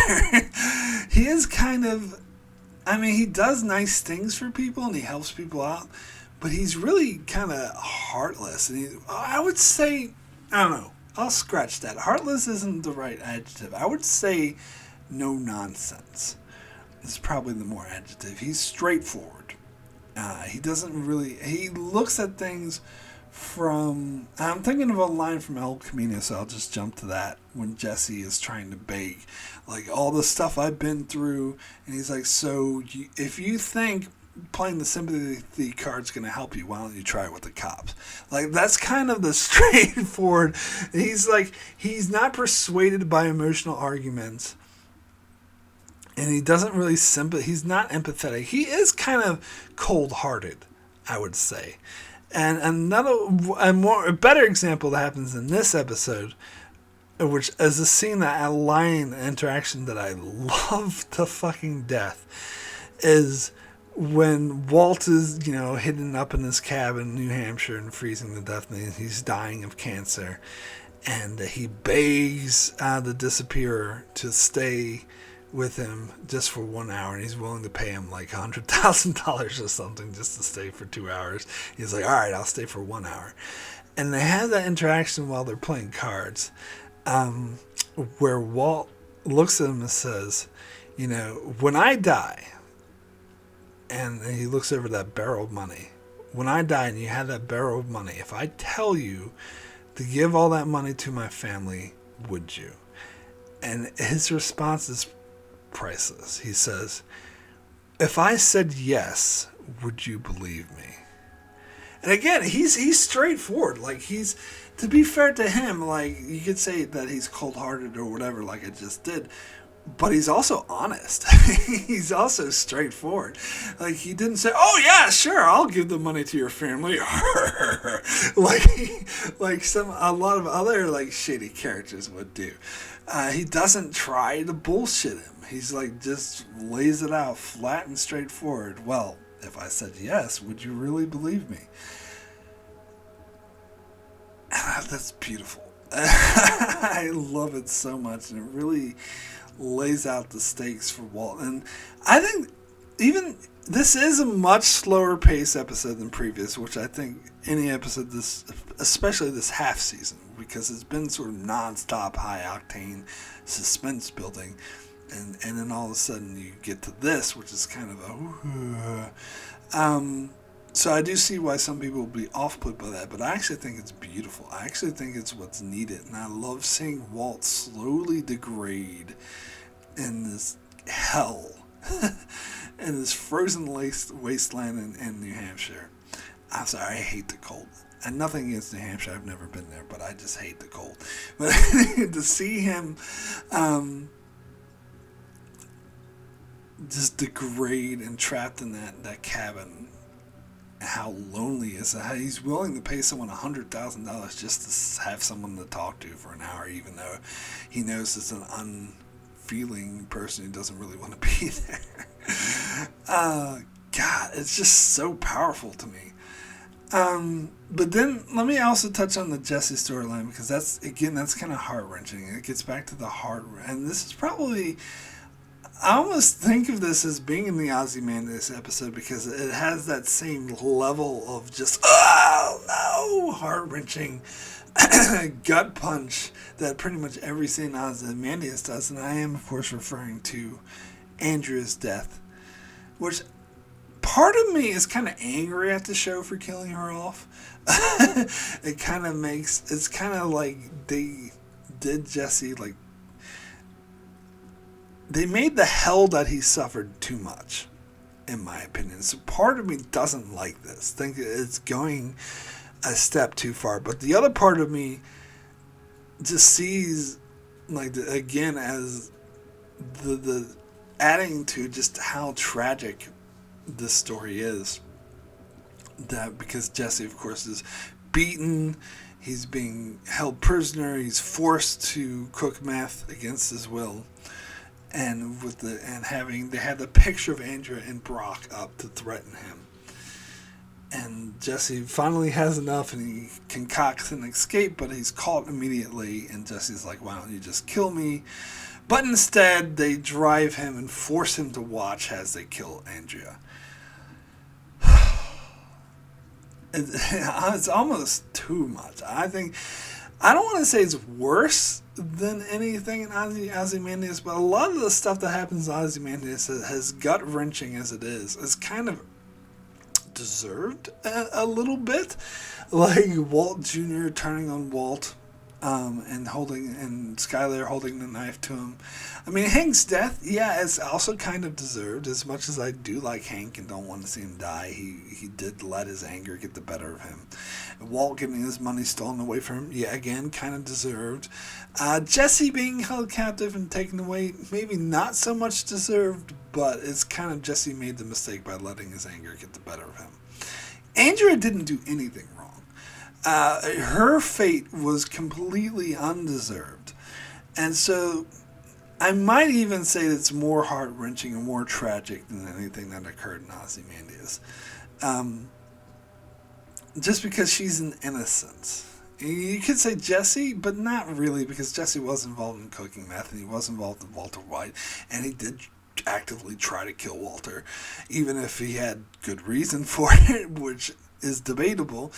He still did a lot of things where he still didn't quite deserve the fate he got, but it was kind of understandable. Whereas with Andrea, she was just associated with Jesse, and she's killed for that.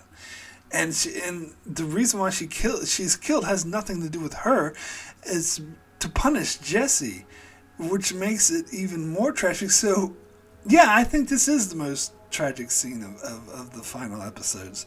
Even more tragic than anything that happened in Ozymandias. And it kind of, part of me is kind of angry that this happened. It thinks that maybe this is going a bit too far. But it does sort of raise the stakes for Jesse because they're like when he's crying. And again, it's amazing acting, which really makes the scene more heartbreaking, seeing Jesse's reaction to it. And when Jack just says, calm down, and remember there's still a little boy out there. So they still have something hanging over him. But now the little boy's not going to have his mother. It's just, oh my God. I mean, it is, I think it really works from a storytelling standpoint, and it definitely explains why Jesse would give up all hope. But it's too much. It's kind of too much. But anyway, man. So we get more heart-wrenching scenes so Walt comes to the discovery that when he starts to realize that he's going to die, and once he's dead, the Disappearer is going to take his money. Now, the Disappearer, of course, warned him never to leave because as soon as he leaves, he's going to get caught. And also, the Disappearer is not going to help him anymore. As soon as he leaves the property, the Disappearer is gone. He's going to disappear. But Walt was being held there, from that, knowing those things. But finally, he comes to the realization that if he stays there, he's just going to die, and the Disappearer is going to get his money. And he wants that money to go to his family. So he takes the stack of the money, goes to the local bar, and uses the payphone to call Walt Jr., and he uses the bartender there to trick him into saying it's Marie so that he'll actually answer the phone. And then he calls him and tries to come up with this scheme to mail him the money through Walt Jr.'s friend Lewis, which is a nice callback because Lewis has been mentioned throughout the entire show. But of course, Walt Jr. does not go along with his plan, and it says that you killed Uncle Haight. He started, and I love how this phone call plays out because at first Walt Jr. doesn't say anything; he just listens. As Walt comes up, it's like, I want to get this money to you, kind of this plan. And finally, Walt Jr. just loses his shit and being like, no, fuck you. You're a horrible person. I want nothing to do with you. I wish you were never born. I wish you would just die already. And slams up the phone. And my fucking God, that was a heart-wrenching scene. But, and so Walt is defeated. At this moment, he realizes, and at the first part of the episode, Saul sort of laid it all out for Walt that Skyler and Walt Jr. are going to go through hell, and that the police are going to blame everything on Skyler, because if they don't have him, they're going to need someone to be held accountable. And he's like, "Oh, what the phone call?" And Walt and Saul is like, "Yeah, the phone call, nice move, bravo, it helped, but it's only going to go so far. They're still going to ring." So Walt realizes finally that the only way to help his family is to turn himself in. So he calls the DEA. Again, a great phone call. It's like, "I want to speak to who's ever in charge of the Walter White case." And they're like, "Who's calling?" "Walter White." and he just leaves the phone dangling purposely so that they can trace the call. And then goes and has a drink. But while he's having the drink, he sees Gretchen Elliott on the TV having an interview in which they said that Walt had absolutely nothing to do with the creation of their company, Gray Matter. Which, of course, it's understandable why they would say this, because they're trying to save face and they're trying to distance themselves as much as humanly possible from Walt, who's just been found out as this huge crime lord. And of course their stock is being affected because of this, and so they're trying to save their company and do what's right for the company. But of course is total bullshit, and Walt was directly responsible for founding that company. And of course it's very interesting. This is a very interesting scene, because I talked about in season 1 how the whole dynamic between Gretchen Elliott is what caused Walt to become a crime lord in the first place, is his regrets, and that was re-emphasized earlier in season 5, that his regrets of losing billions of dollars for backing out is what really drove his own motivations, which did have a lot to do with pride. And so this must have been the worst gut punch, especially at that moment where he's about to lose everything. And he's already lost everything, one might argue, but he's about to lose the last thing he has, his freedom, in order to protect his family. And the rub salt in the wound, he sees Gretchen Elliott saying that he had absolutely no hand in creating Gray Matter, which he knows, which is his only other great accomplishments, which he feels he was cheated out of. So, and the reason why I think this scene is so interesting, and maybe ironic might be the right word, is because in season 1, it's his pride over Gray Matter which has led him down a dark path. But here, it's his pride that actually leads him to something better. Now I guess it's a bit debatable on whether or not you think what he does in the finale is better than turning himself in. I mean, that is kind of debatable. I would debate that it is. For one thing, he makes sure that his family is taken care of, which is a selfless thing, and that's purposably his main goal this whole time, but as we'll talk about in the finale, wasn't really. But it's what he said was his main goal, was to make sure that his family was taken care of after he was gone. And also, he frees Jesse, and which is another hugely important thing. And neither one of those things would be accomplished had he simply turned himself in at this stage. Now, granted, the other thing is killing up all the Nazis, which is kind of sort of revengeful, even though it's very arguably, especially judging by the way they treated Jesse and the way they killed Andrea, that they completely deserve it. And also Lydia as well, who also, you could argue, totally deserves it. But that's again getting a bit more about revenge sort of thing, so that argument gets a bit more mucky. But the argument of saving Jesse and having his family provided for, even, I would argue, some people might argue his family provided for is not a good thing, because he has to sort of blackmail Gretchen Elliott in order to do it. So they might say, well, that's a bit sketchy as well.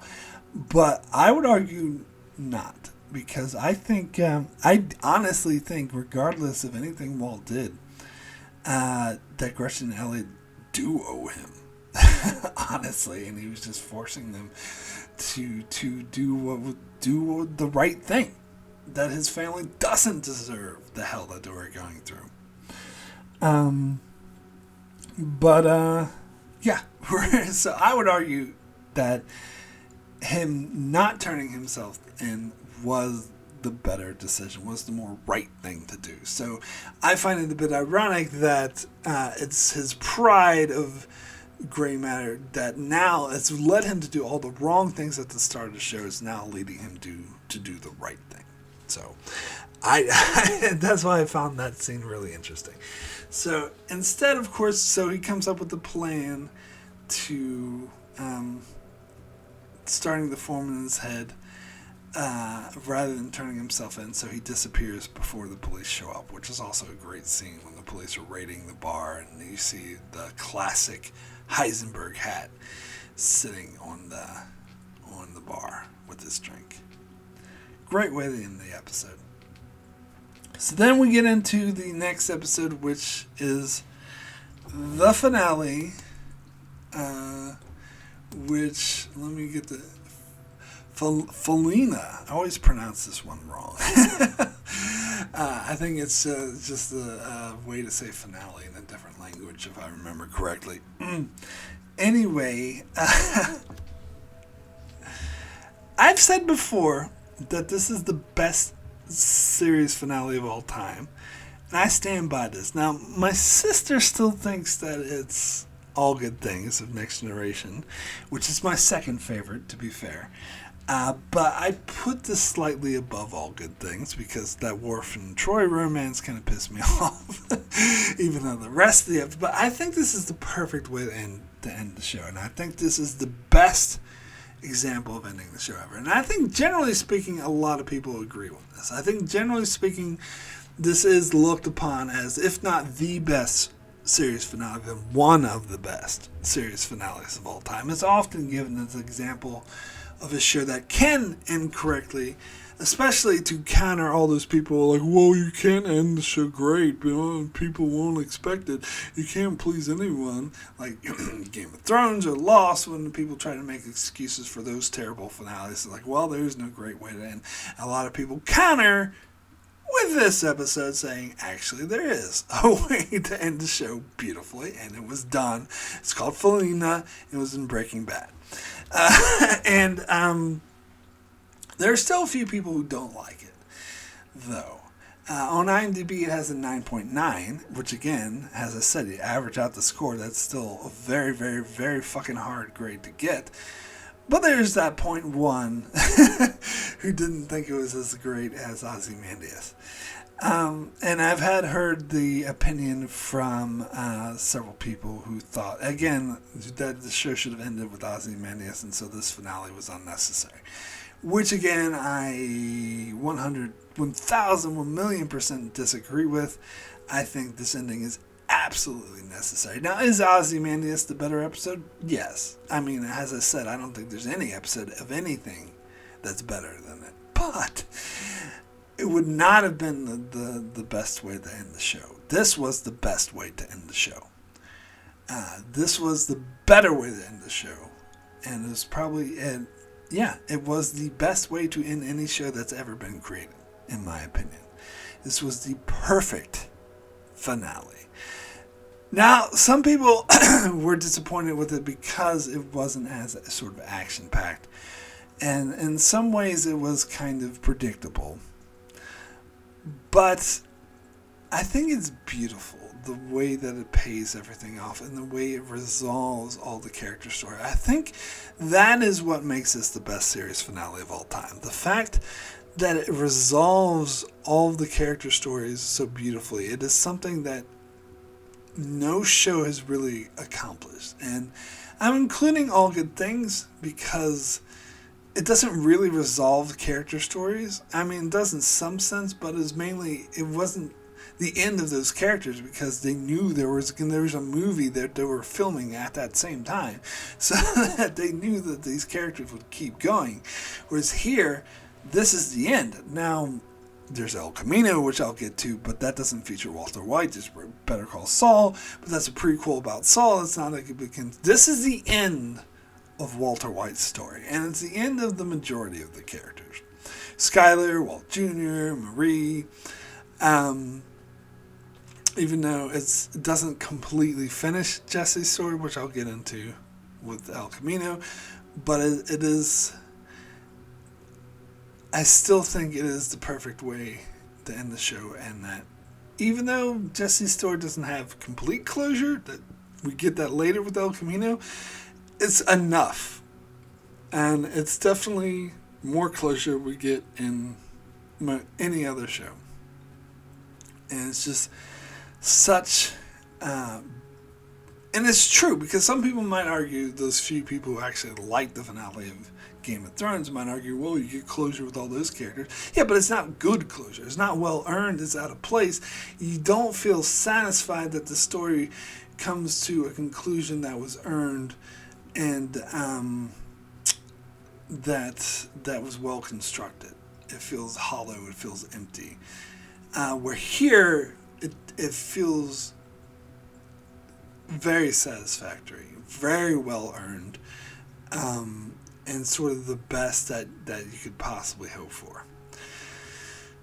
So, the episode begins with Walt in New Hampshire stealing a car, and then going to Gretchen Elliott. And I love this scene so much. Now, when I first saw this thing, because when I first saw this episode, it had been like several years since I've seen the earlier seasons, especially season 1, so I wasn't that familiar. I kind of forgot who Gretchen and Elliot were, and so I don't think I appreciated it that much, and I think to me that actually makes the scene better. The fact that it calls back to earlier seasons so strongly and brings it all together, because, and as I talked about in my season 1 review, that episode with Gretchen Elliott was probably the single most important episode of the show that really set the stage for what was going to happen next. And so I think it's actually, in those terms, it's fitting that we call back to that in order to end the story. That's basically, even though it happened like episode 5 or whatever, that's basically what is the main driving force that began the story. So it's fitting, and it makes sense that this would be the main part of the main driving force that ends the story as well. So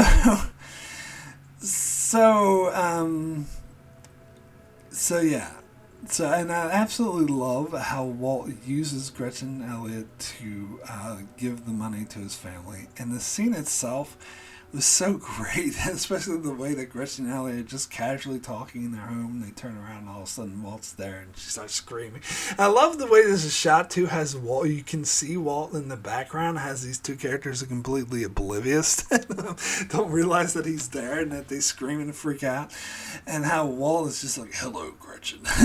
Just being like all nonchalant about it.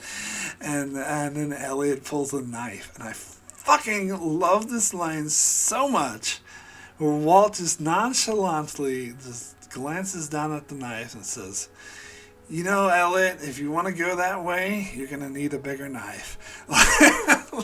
God, this has got to be one of my favorite lines of all time. And how, Gretchen's reaction to that is like, put it down. That's so amazing. And what I love about this scene so much is that I think Walt has finally come to realize because a lot of it, what he's done earlier, especially with the say my name bullshit, he does know he has this reputation. He tries to play off of it. But I don't think, and especially in earlier seasons, especially when it comes to people close to him, like Jesse and Skyler, he doesn't realize just how ill they think of him. And how they think that he's this monster that he honestly never actually was. Like I just got into, like Jesse assumed that Walt would be trying to kill him when he wasn't. He was trying to save him. So Walt is finally using that to his ability, and he's using the fact that Gretchen Elliott would assume he would be this monster. And so he concocts his story, which I think is absolutely... I love the way the scene plays out. The way when he has that money, he says, you're going to give this to my family. You're going to call it a donation, but you're not going to use any of your own money. You can use my money. And he's like, I can trust you guys to do this, right? And you're like, yeah, sure, Walt. Yeah, we'll do it. And then the red dots appear on him, and they scream and they freak out, and he's like, don't run, don't move, I don't want them to think that you're running away. And the way he like calmly, methodically like lays it out, it's like, so if you stop giving my money to my family, you're gonna think everything's all good, but sometime, maybe a month or maybe a year, you'll be out walking, and then all of a sudden, bang, and like scream. And he's like, I hired the two most professional hitmen in the west of the Mississippi. And it turns out it was just a badger and Skinny Pete. Now here's why I love that so much. Because he was bullshitting them. He used the fact that people think that he's such a monster to his advantage and acted like the monster. Acted like he was this methodical mastermind killer, when really he's not. Really, he never was. I mean, so many people attribute the prison thing to him, but that's only because he happened to know Jack, and Jack eventually betrayed him and stole his money anyway, so he's not this mastermind of a monster everyone thinks he is. But people think he is, so he uses that to his advantage. He uses that to scare Gretchen and Elliot. Now, one thing I often wonder myself is, if Gretchen and Elliot ever did continue to pay Walt off, did they ever try to call his bluff? Would they ever, maybe they were so terrified and they were sick of being held hostage and having that fear that there were hitmen hired to kill them. Maybe they went to the police and tried to get them to save them or catch the hitman. But I think Walt was betting on that they wouldn't, that because they would be too afraid if they ever went to the police that the hitman would just kill them, and that the police would not be able to protect them from the two best hitmen west of the Mississippi.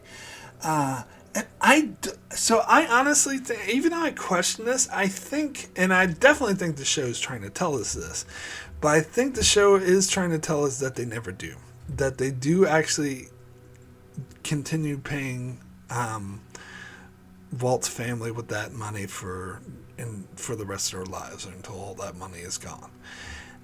Because I'm willing to go with that, and this is something again that's left to the audience's devices. It's never explained it outright, unless maybe Better Call Saul does that later next year, but I doubt it.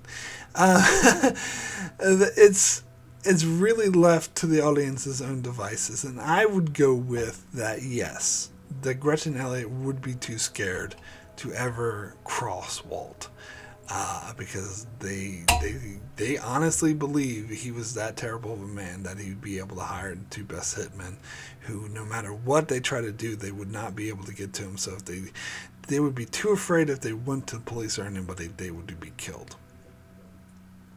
I think that. I really do. It is interesting that Walter uses Badger and Skinny Pete to execute this plan, because they weren't never really friends with Walter. Like they hardly knew him, and I feel like this was kind of the writer's way of inserting these characters into the finale, because they've been somewhat important characters for the show, and they should make at least a brief appearance. But then we get the sort of talk afterwards of where they're asking about if he's, when he asked them who's making the blue meth, and they're like, oh, we thought it was you. It's you, isn't it? But then they realize it's Jesse, but they had assumed that Jesse actually moved away. Like, so when Jesse went to go to disappear, I guess he probably said goodbye to them and never made contact with them afterwards, because he was too busy trying to burn down Walt's house or working with Hank. So they just assumed that he moved away. So that part was interesting to have them there to get their perspective for that. But I think they are much better served, and it's part of the reason why I'm glad El Camino exists. But they're a much better fare well to these characters and more relevant in El Camino when you see them interact with Jesse directly. But again, I'll get to El Camino shortly. So then you have Walt going to Albuquerque, and I love the how they sort of let you know where the scenes that we saw earlier in the season, like the scenes that was teased at the start of season 5 and at the mid-season premiere of season 5, they kind of like move past these scenes because we've already seen them, but they show you like parts of them, so you know this is where they take place kind of chronologically, which I really appreciated. In fact, I really liked how they kind of give us the scene where he goes back to his house that we saw at the start of the mid-season. They kind of give us a different perspective on that because they skip over all the skateboarding stuff with it, which the scene I think focused on too much. But they show Walt like in the house and what kind of memories it brings back, and they show like a flashback of the very first episode when Hank first brings up the idea of going on a ride along, and I think that's used quite brilliantly to show just how like full of regrets Walt is. And this is really it really illustrates how this is a really dark, foreboding episode. Like, even though there's some action, like he gets Elliot and Gretchen to do what he wants, and later he'll get his revenge on Jack and all them, but really it is inherently just about a broken man ending his life. And just how riddled with regrets, and really about how he made all of the wrong decisions, and this kind of illustrates that. So I actually love there's some of these slight touches that I think that make this the best finale ever.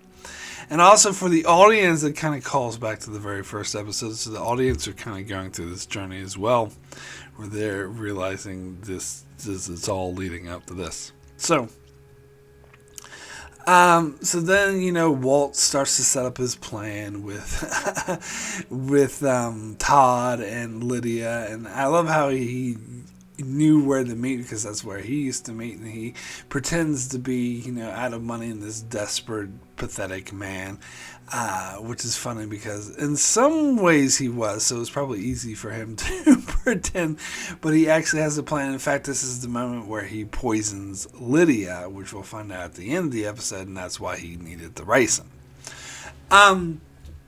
But my favorite scene, one of my favorite scenes, is when Walt goes to Skylar. I think this is one of the best scenes of the show, and I think it really exemplifies what the show. I think this is the kind of closure that any show should strive for, because this interaction was absolutely perfect. I love how it starts. The scene starts with Skylar talking to Marie on the phone, and Marie's telling him about how Walt's been spotted and how he just said hello, Carol, casually, and how she's all freaked out about that. And of course, it allows them to have a Marie cameo for the finale as well. And then so she's telling Skylar, keep an eye out for Walt and letting us know. She's like, yes, sure. And then as soon as Skylar hangs up the phone, the camera just slowly zooms out. And we see that there was a pillar in this room, and we see that from the perspective the camera was shooting, that Walt was actually directly behind the pillar. So when the camera zooms out, we see that Walt was standing there the whole time. And again, this is the brilliant cinematography and how it can be used to tell stories. Absolutely brilliant. And how Skylar is just okay, Walt, you come say what you come here to say. And I do love how she is willing to hear him out and doesn't just immediately call the police. Also, the other thing I want to mention about Marie's phone call, and this is something I never caught before until this recent rewatch, is when Marie mentions that there's been like tips and phone calls of where Walt's going to be, where he's going to attack, and there's police everywhere, and then she throws out the possibility that maybe this is all bullshit and Walt's doing this or having people do this to throw the police off, and that's actually 100% correct, as we know, because Walt he knows that he's going to die that night because he plans his attack on Jack and his group, and he knows he doesn't plan on coming out alive from that attack. So he only needs a day, so so it makes sense that he would use this strategy to keep the cops off of his scent just for this one day, and by having all these tips and whatnot, that he is in fact successful in doing so. And that also probably weakens the people who are watching Skylar's house, because they have to stretch their resources then to cover all this area, so he's able to sneak in undetected. And it is interesting. So he's basically, because one of his main motivations for his plan, what he's doing in Albuquerque, is to help his family, is to help Skylar and Walt Jr. get out of this mess. As we know, they wouldn't take his money or his help directly, so that's why he had to go through Gretchen and Elliot. In fact, he still denies that. He tells when Skylar's like, I don't want any of your money, I thought Junior made that clear to you, and he's like, yes, I know you did make it clear, and I have no money to give you, which, I mean, you could say that's technically true because he just gave his money to Gretchen and Elliot, but it's actually not true because he is giving them money, so he's outright lying to her because he knows that she won't take his money directly, so he knows that she can never know that the money was from him. But it's funny that, because you think that would hurt his pride, because part of his pride is wanting him to be the man responsible, the man taking care of his family. But I think part of the whole point of this episode is that he's finally putting his pride aside. And so that's why he's okay with her not knowing, because he knows that's the only way he's ever going to get that money to her. So he's more sincere now than he's ever been about finally being actually wanting to help his family and not just using that as an excuse to bolster his pride. And that's part of what makes this scene so amazing, is we finally get the confession when, Walt starts to say to Skylar, oh, you have to understand why I did this. And she's like, if I have to hear one more time, you did this for the family. But he interrupts her. He's like, no, I did it for me. I did it because I liked it. I did it because I was good at it. And that's one of the most amazing pieces of closure of self sort of examination that I've ever seen in television. And it was just a beautiful moment, because throughout this 5-year run, he's just repeating over and over again, I'm doing this for my family, I'm doing this for my family. And it was bullshit. And Skylar could tell that it was bullshit. And finally, he admits it. He admits it to himself. This is something, and you have to realize that there was probably a lot of self-exploration in all those months that he spent alone in a cabin with his thoughts. And he only had like a few DVDs or whatever. And sometimes the disappear would bring him newspapers. But mainly he was just alone with his thoughts, with absolutely nothing to do. And I think it's very clear that he did a lot of self-exploration, examination. He come to realize certain things. And part of that was he finally admitted to himself and finally realized that he was being selfish. And he did this drug thing for himself because he liked it and because he was good at it, and that helping his family was never his primary objective. I mean, it was there. He did want to help them, sure, but he let him. If he wanted to really help his family, he would have just did a little bit and got out, which is something they touched on earlier in the first half of season 5, how it was really about him being all power hungry and pleasing his ego and thinking that he could become this awesome guy, and he loved it. And he let himself get carried away with it, and so here he admits it to them, to Skylar. He admits it to him. He realizes himself, and he admits it to Skylar. So it was absolutely an amazing moment that I thought was absolutely beautiful. And so, yeah, let's go ahead and talk about the big confrontation with Jack. But the main thing I want to touch on as far as this goes, because, watching this scene, I realized that his plan is really precarious. You could say it's like maybe contrived writing or whatever, that it works. But there's a lot of moments where it seems like the plan could fail because he has to park the car in a certain place, and then they take his keys from him, and it's kind of Jack had to react the way he reacted when Walt accused him of partnering with Jesse. And you could say this is Walt knowing Jack well enough to know how he would react in that. He would let his pride and ego get in the way, rather than Jack's just saying, oh yeah, sure, I'm partners with Jesse, whatever, bang, shoot him in the head. And that's it. That's the end of it. He doesn't have his keys. Walt's dead. His whole plan fails. Which I think is a strong possibility, because you saw how Jack just killed Hank while he was in the mid-sentence as he was talking. He could have done the same thing to Walt. But, Jack's... And it's funny that Jack had such a desire to convince Walt, who he's about to kill, that he wasn't partnering with Jesse. But I guess he just bet that his ego would be hurt so much that he couldn't let it go. And he was right. That was in fact the case. So instead of just killing Walt right then and there, he brought Jesse out, and that allowed Walt time to get his keys, and then he had attacked Jesse, but really his intentions was to get Jesse down on the ground so he wouldn't be killed, and then set off the machine gun. Now the most important thing I want to talk about this scene is Jesse, because I think this is part of that self-reflection that Walt had done during his whole isolation. Because last time Walt was with Jesse, Walt actively wanted Jesse dead. In fact, the whole reason why Jack and his crew have Jesse, and how he went through this hell, he's being beat and captured and being forced to make meth against his will, and how someone he loved and cared for was killed right in front of him, is all Walt's fault for pointing out where Jesse was. But at that moment, Walt only saw rage, because, as I said, he blamed Jesse for everything. Like, this is all his fault. The whole reason Hank is dead, the whole reason his money's stolen, is all Jesse's fault.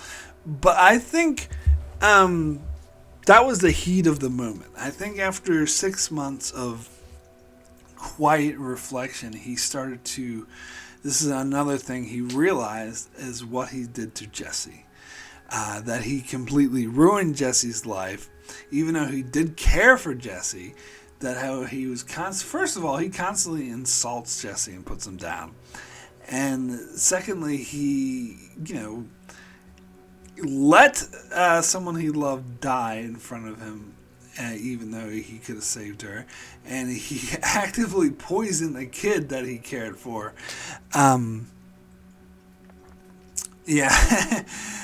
Just to trick him into helping him.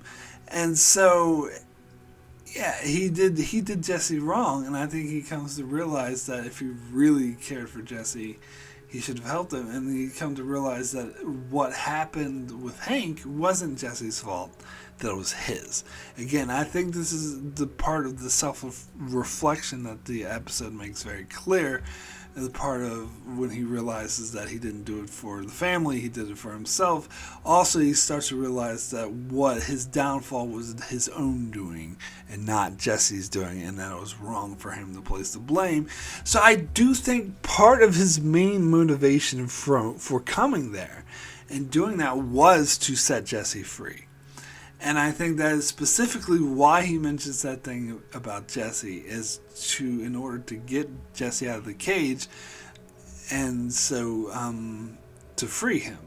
I think that was one of his main motivations, because I think he absolutely regretted what he did to Jesse and started to realize that he mistreated Jesse and put the blame on Jesse when the blame belonged to be on himself. And so I think that, more than the need of revenge, was why he did what he did. Although I think the need of revenge was a nice added bonus for him. So, God, and then this scene is just so intense when the machine gun's off. And Todd's still alive, because Todd actually saw it coming, and he ducked, and he was like, oh my God, what happened, Mr. White? And then Jesse, of course, pulls up out of nowhere and just strangles Todd to death. Now, I still maintain, I'll get more into this in other videos, that Jesse is a good person. But this Todd had, murdered kids in front of him, and then he murdered the woman he loved, and then spent the last 6 months torturing him and holding him captive. So he absolutely meant, like, killing Todd. Like, for him, it was like killing pure evil, and the person who was, will probably haunt Jesse in his dreams for the rest of his life. But then you get the moment where Walt asks Jesse to kill him, and this is what I think in Walt's mind is, that because he realized that he mistreated Jesse and that he was responsible for the hell Jesse went through. And so I think part of Walt thinks it's poetic justice for Jesse to kill him. And also, I think, as I said, Walt really does still care about Jesse. And so in his mind, if someone has to be the one to kill him, to put him down, that it should be someone he cares about. But Jesse, of course, doesn't see it that way. Jesse sees it as Walt trying to manipulate him one last time to do what he wants. And because when Walt tells him that I want this, Jesse's like, well, then do it yourself. Because Jesse is done, like, doing what he wants. And then, of course, Jesse drives all screaming, and then Walt goes to the lab equipment one last time, and then dies as the police show up. Again, a perfect ending that really encapsulates all the themes of the show, the characters of the show. I don't think there's any better way to end this show. And I completely, utterly disagree with anyone who says that the show should have ended at Ozymandias. I actually think that would have been a bad ending for the show. I think this is the perfect ending. I think this episode is actually amazing. I think it is a beautiful episode. So, one last thing I want to talk about is the concept of front-loaded and back-loaded storytelling. Because it's an interesting discussion to have, because most people will tell you that front-loaded storytelling is always better than back-loaded storytelling. If you don't want to know what I mean by those terms, front-loaded storytelling is if you have a plan, all planned out, you know where the story's going, you know what beats, your basic outline at least, you know where it's going, you know how to get there. And so you have everything planned out, so you execute this plan. That way everything sort of fits into place and makes sense. And backloaded storytelling is more of you just kind of making it up as you go along. Like, you don't really have a plan. You may have vague ideas, but you have no specific plan. You kind of just think on your feet. Now, I know why a lot of people, and in fact, I include myself in this, because there's probably times where I thought this as well. Because when backloaded storytelling is done very poorly, it becomes like, I think there's some examples in this in Battlestar Galactica, for example, with the whole 5 human Cylons. It's very obvious that that was just thought up on the fly, never came up with before. And Lost, of course, another example of backloaded storytelling, when there's a lot of stuff they do that's inconsistent with what came before. It's obvious they're just making it up as they go along. So I understand the notion to think that that's backloaded storytelling is a bad thing and front-loaded storytelling is a great thing, because if you know where you're going, it's going to seem more consistent, more cohesive.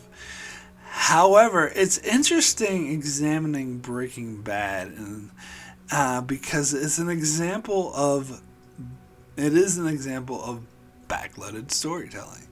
In fact, I read an interview once, or an article recently, that explained that Vince Gilligan was adamant during writing season 5 that they not plan ahead, that they don't know where they're going, because in fact they did, and I talked about this in my season 2 review, that they planned ahead in season 2 and they planned out the whole thing with the purple bear in the airplane.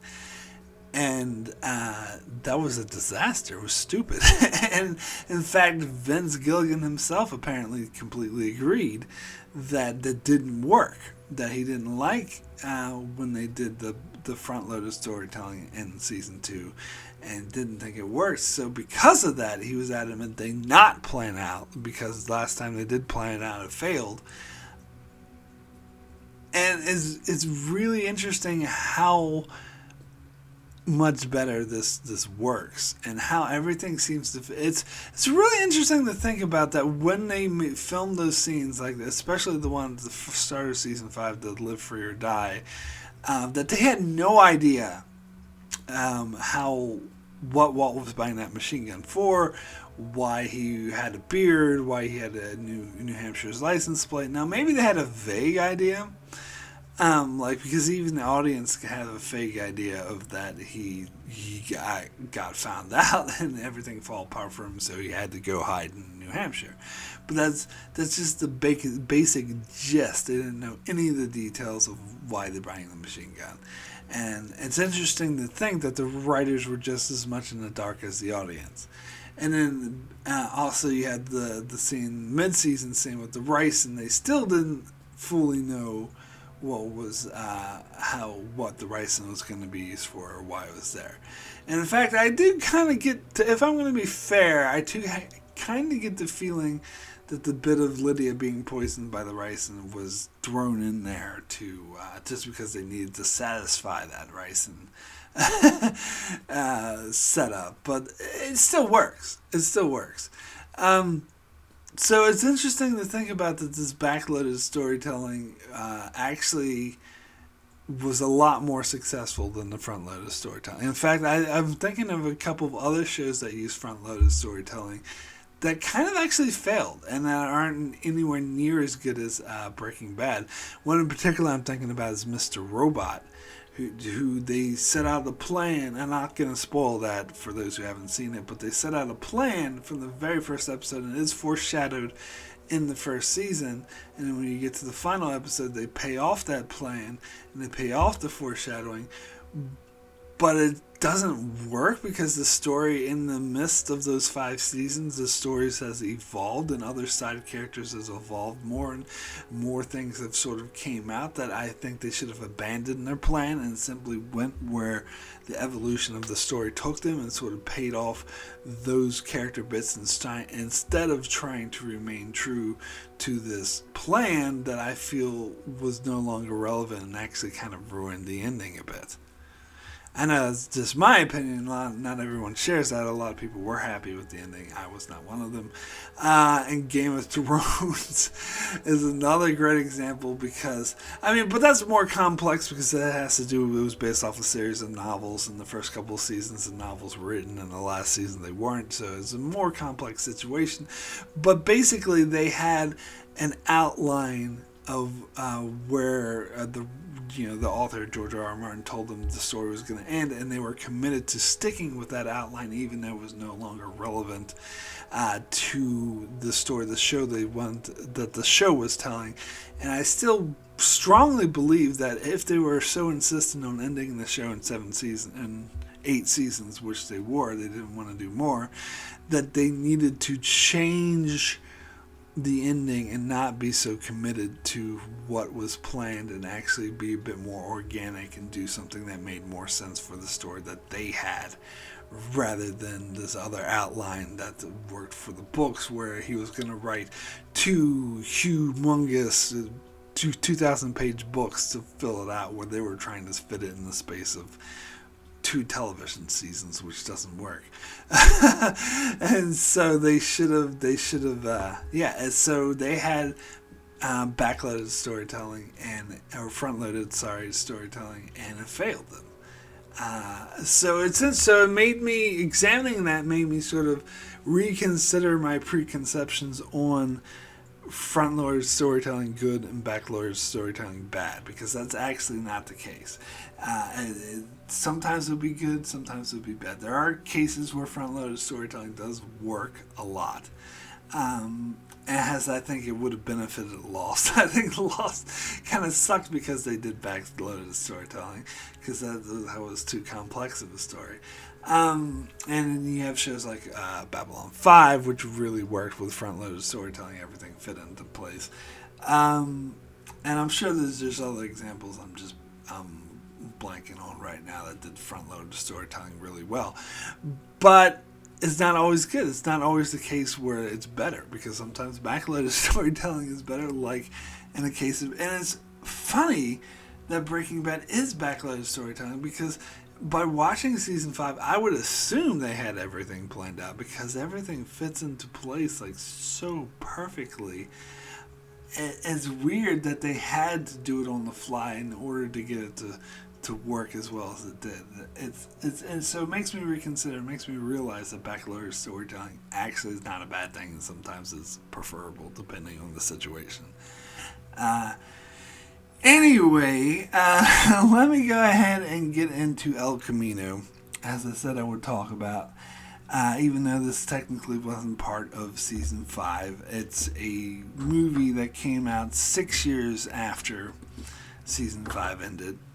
And I think, but it was interesting because when I first saw this movie, it had been several years since I've seen Breaking Bad, at least 2 or 3. It wasn't 6 because I know I watched it sometime after I first saw it, but it had been at least 2 or 3 years since I'd seen it, so it wasn't fresh in my mind. I didn't really have time at the time to go back and rewatch it. So it's a different experience this time, where I went straight from watching season 5 and straight into El Camino, because El Camino, even though it was filmed 6 years after season 5 ended, it takes place immediately after season 5 ended. Now, I did a full-length review for El Camino, so I'll try not to, I won't get into any deep details on this, but it does seem like I love this movie a lot more than most people do. I gave it a 10 out of 10, and after rewatching it, I stick to that 10 out of 10. But it's interesting that it's a tonal shift from going from season 5 to El Camino, though, because El Camino definitely is different in tone, but it's still great, but in a different way. Like, I'll put it this way. The way I was thinking of it is I would think of season 5, particularly episodes like Ozymandias and the finale, Fanina, whatever you call it, that those are masterpieces. This I would describe as a work of art, rather than a masterpiece. I would describe as a work of art, which may be a weird distinction, but I think El Camino is definitely a lot more understated than season 5 was. It's a lot more subtle, and it's a lot more metaphorical, and it's definitely more slow paced. I actually think that the tone of El Camino is more similar to Better Call Saul than Breaking Bad, or especially season 5 of Breaking Bad. And it's weird because Better Call Saul is mostly done by Peter Gould, and El Camino was done by Vince Gilligan. But both of them are involved, and both of them is just, Vince is actually just very little, it doesn't have much to do with Better Call Saul. That's pretty much Gould is taking that over, and Gould didn't have that much to do with El Camino. It was mainly Vince Gilligan's thing. But there's still like partners, and they still work together. And so I do think that tone that Gould had been doing for Better Call Saul kind of was maybe in Gilligan's forefront of his mind, because it does feel more like Better Call Saul, because Better Call Saul, I would say, is a lot more slow paced and understated. But I think that El Camino is actually, because here's the thing, and this is something I complained about repeatedly throughout my channel, like during my review of El Camino and the first part of this review for season 5, that so many people were saying, is this necessary? Do we need this movie? Is it really necessary? And that really bothers me. It pisses me off, because I don't even know why people feel like that question is valid. I don't think the question is even valid.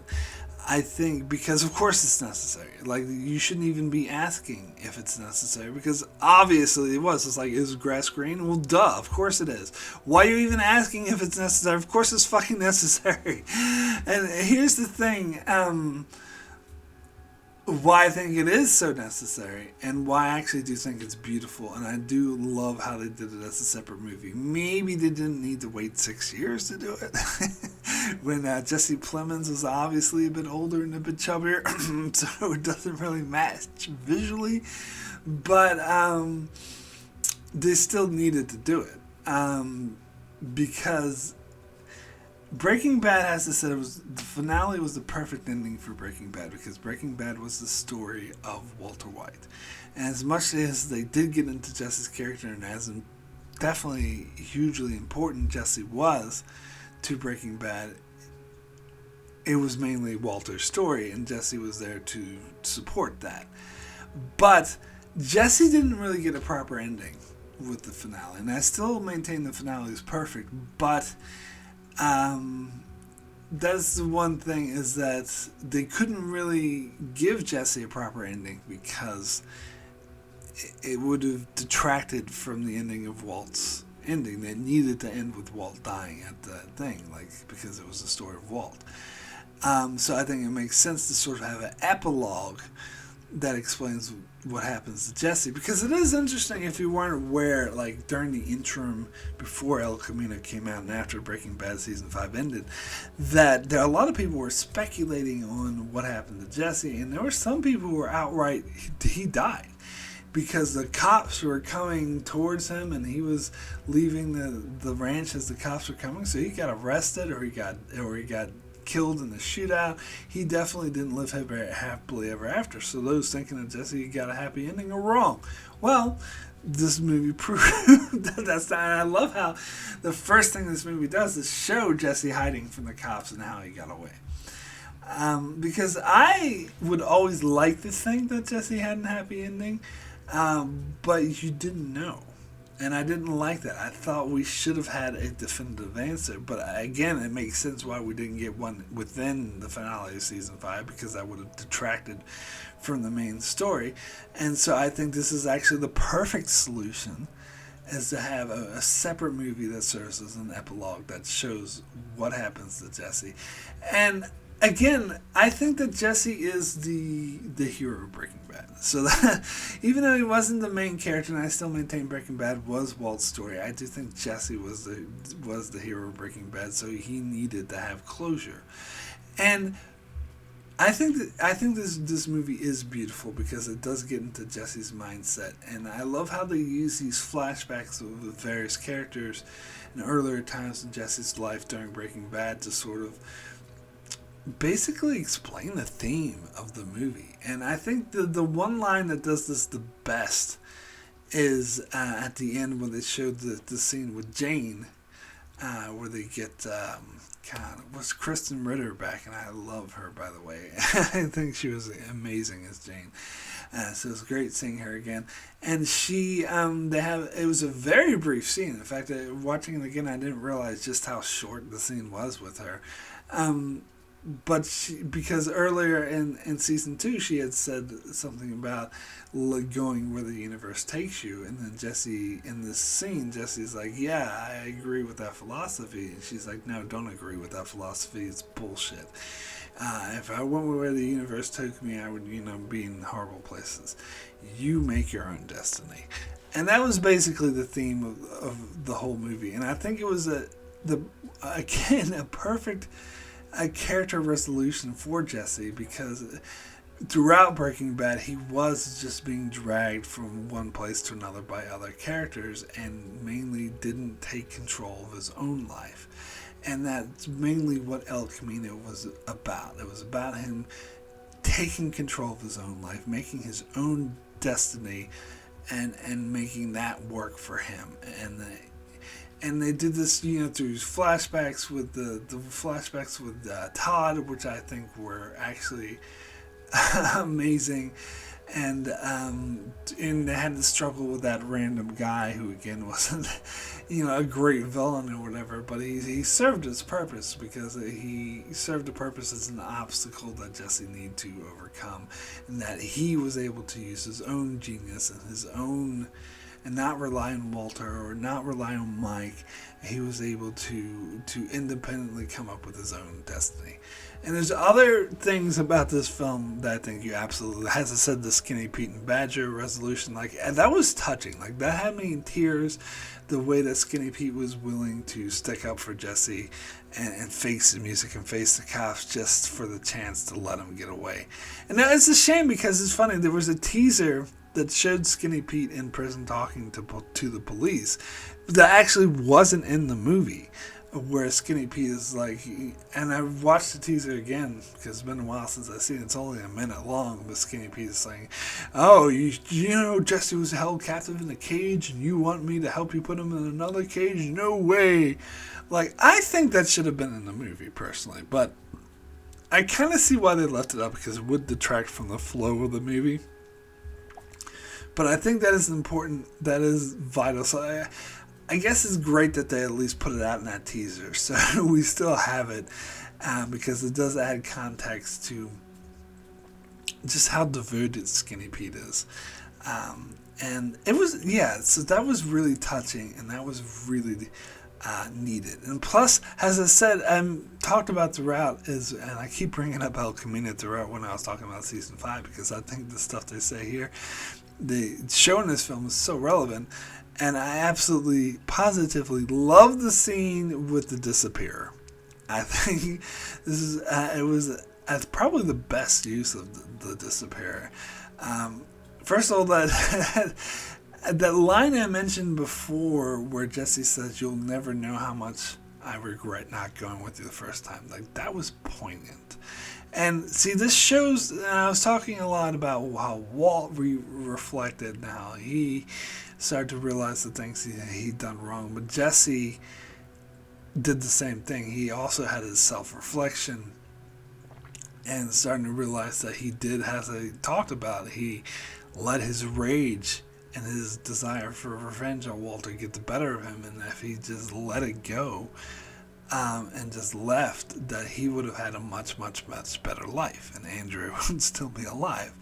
And so I think that was really powerful to me when he said that, when he said, "You'll never know how much I regret not going with you." Which, of course, the disappearer was being true to character, which I also loved, where he doesn't give a shit and is being like, "Oh, you want to try the sympathy card?" and it was holding him up just because he was $1,800 short, and just like, "Come on, man, you're gonna hold me up for being $18 short." But that's true. As I said, the disappearer is cold-hearted, even though he actually helps people and he helps people find a better life. He doesn't do it out of the kindness of his heart. He does it for money. And if you don't have the money, well, fuck you.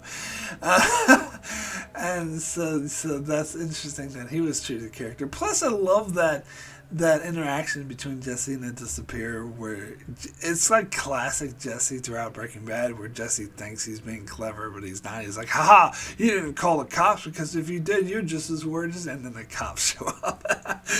Oh, God. So that was great. And also got into Jesse's PTSD, which is something I believe that he will continue to suffer.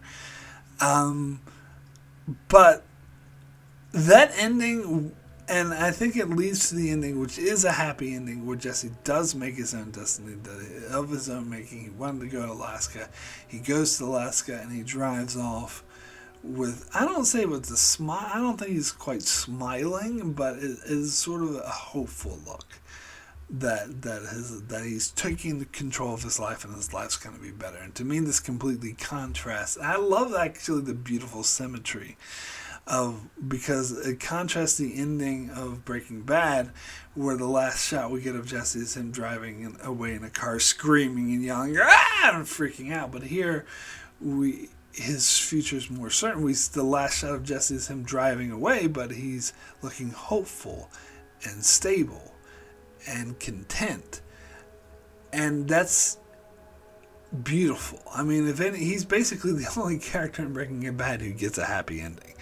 And if there's any character who deserves a happy ending, it's Jesse. And so that's why I think El Camino was 1,000% necessary, because that really I think the story of Breaking Bad is incomplete without this movie. That he needs to have that closure, that this is the one character who gets the happy ending because he takes control of his own destiny. And I just think it's beautiful. Now, I've heard the opinion before that this wasn't a happy ending for Jesse, that Jesse just goes back to doing drugs once he gets to Alaska. And I don't know. I mean, I can't with 100% completely discount that possibility, but I think that kind of thinking is missing the point. The point is of the film, what everything the film is trying to say through its visual storytelling and through the flashbacks and through characters, Jesse's character and how it's portrayed in this film. The film is telling you that this is a happy ending, that Jesse is going to be okay. And sure, yeah, there's a possibility Jesse could get hit by a piano falling from a building. But that is completely beside the point. The point is that this is definitely a happy ending for him, and they are implying that he lives happily ever after.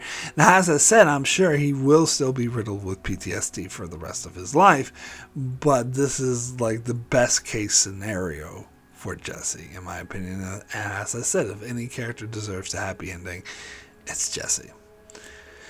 So, alright, this is, even though I'm only covering half of Season 5, I was like, I'll only cover half of Season 5, that way the video won't be too long, and yet this video is like super, super long. Anyway, that is finally it for my coverage of Season 5 of Breaking Bad. So, as I always do, let me get into the worst and the best episodes of Season 5 of Breaking Bad. I'll start out with the worst, which I don't want to use that term because there is no bad episode in Season 5 of Breaking Bad. I'll say my least favorite episode, which still gets a 7 out of 10, so that's still good. That's a very good rating. And yet it's my least favorite episode of the season, and that is the episode 51. Which was back in the first half of Season 5. And I talked about it when I covered it. It was kind of one of the lesser of the awesome episodes. It dealt mainly with it's the one where Skyler jumped in the pool because she was freaked out, and it dealt mainly with the struggle between Walt and Skyler as she was freaked out over what Walt was doing, and Walt was trying to convince her everything was okay. As I said, it's not a bad episode by any stretch of the imagination. It does slow the pace down a bit and maybe doesn't focus on the things I think the show should be focusing on. But that's it. I mean, this season's so amazing. Now, here's the thing. I'm going to get into the best episode now, and usually what I do is I name all the runner-ups, and that is episodes I gave 8 or 9s to, or 10s that didn't become the best. But here's the thing. If I were to name the runner-ups for best episode of Season 5, I literally will name every single other episode of Season 5 except for the one I just talked about. That's true. And this is why this is the best season. But anyway, I'm going to quickly run through them. I'll do the tiers. I'll do the second tier of runner-up, then I'll do the 3 tiers. Third tier of runner-ups, then the second tier of runner-ups, then the first tier of runner-ups. Okay, so the third tier of runner-ups include Madrigal, Hazard Pay, and that's it. And a second tier of runner-ups include Live Free or Die, Dead Freight, Buyout, Buried, and Rabid Dog. Now, first tier of runner-ups, the episodes I gave 10s to, include Say My Name, Gliding All Over, Blood Money, Confessions, Tahajalili, Granite State, Felina, and El Camino. But as for the best episode of the season, of course I'm going with Ozymandias. As I talked about, not only do I think this is the best episode of the season, it's the best episode of the show. Not only is it the best episode of the show, it's the best episode of television. Not only is it the best episode of television, I think it's the best episode storytelling of any film, medium, book, or anything. I think it is as perfect of a storytelling as you could possibly get. I mean, no matter how many times I watch this episode, it still brings me to tears and really gets me every time. The acting is amazing, the cinematography is amazing, the music is amazing, and the story is so incredibly well earned. So, my rating for season 5 of Breaking Bad as a whole, I'm going to give this a perfect 10. Now, I'm not going to cop out by saying that this gets an 11 or a 20 or whatever. I have a scale through 1 to 10, so I do not go above that. But I am going to differentiate it from other series and other seasons I've given 10s to by saying it's a perfect 10. And I've been on record saying that this is my favorite season of television of all time. And so I do think it's above and beyond. So if you're not aware of, when I don't usually use decimal points in my scores. So I don't say something's a 9.6 or 9.7. So if I think something's like a 9.7 or 9.8, I give it a 10. And I often say that there's no such thing as a perfect season of television. And I stand by that, even though this one comes damn close. It's definitely the closest.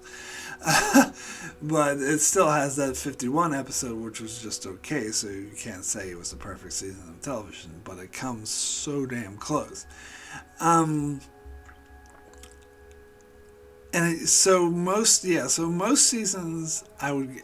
Even like some of my favorite seasons, I say 10, it's really like a 9.9 or 9.8, 9.7. This is the one I can definitively say is not a 9.8, it's not a 9.9, it is a 10.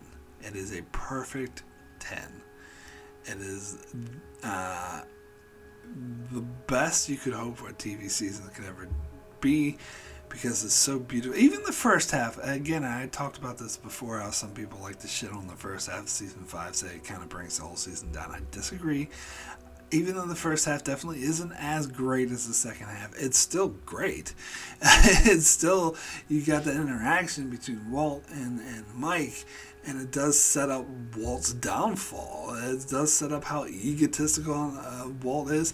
And I also mentioned before that I think season 5 could be its own standalone story. Of course, it's enhanced by having the 4 seasons as background. But it could really pretty much stands on its own as like a perfect, complete story of someone's downfall and the people and how he affects the people around him and how they really like pay that off in sort of the best ways possible. So yeah, perfect 10 for season 5 of Breaking Bad. So that is it for my coverage of Breaking Bad. Thanks so much for sitting through this super long video to watch this. Now, I am not done covering Breaking Bad full stop, because next month I shall return for my 30 best episodes of Breaking Bad. I will not be doing a worst list because, and I talked about this before, there's only one bad episode, which I've already talked about in my season 3 review. If you want to hear me talk about that, you can watch my season 3 review. It's only one terrible episode, And there are a lot of sort of mediocre, or maybe slower pace, or kind of boring ones, but to me, there's not enough of those to really constitute or justify a worst list. So I'm just going to do a best list, but I'll also do another video, well, as I talked about earlier, alluded to earlier, where I'm going to talk about who the real hero of Breaking Bad is. It's Jesse, of course. But I'll get into more detail on why I think that and how I think the show demonstrates that. So I'm going to do that video instead of a worst list. But that's going to come out with my best list next month. So do keep an eye out for that. I also keep an eye out on my channel as I cover many other shows such as Star Trek The Expanse, The Outer Limits, and more. So be sure to subscribe so you can keep up with all of that. And thanks a lot for watching.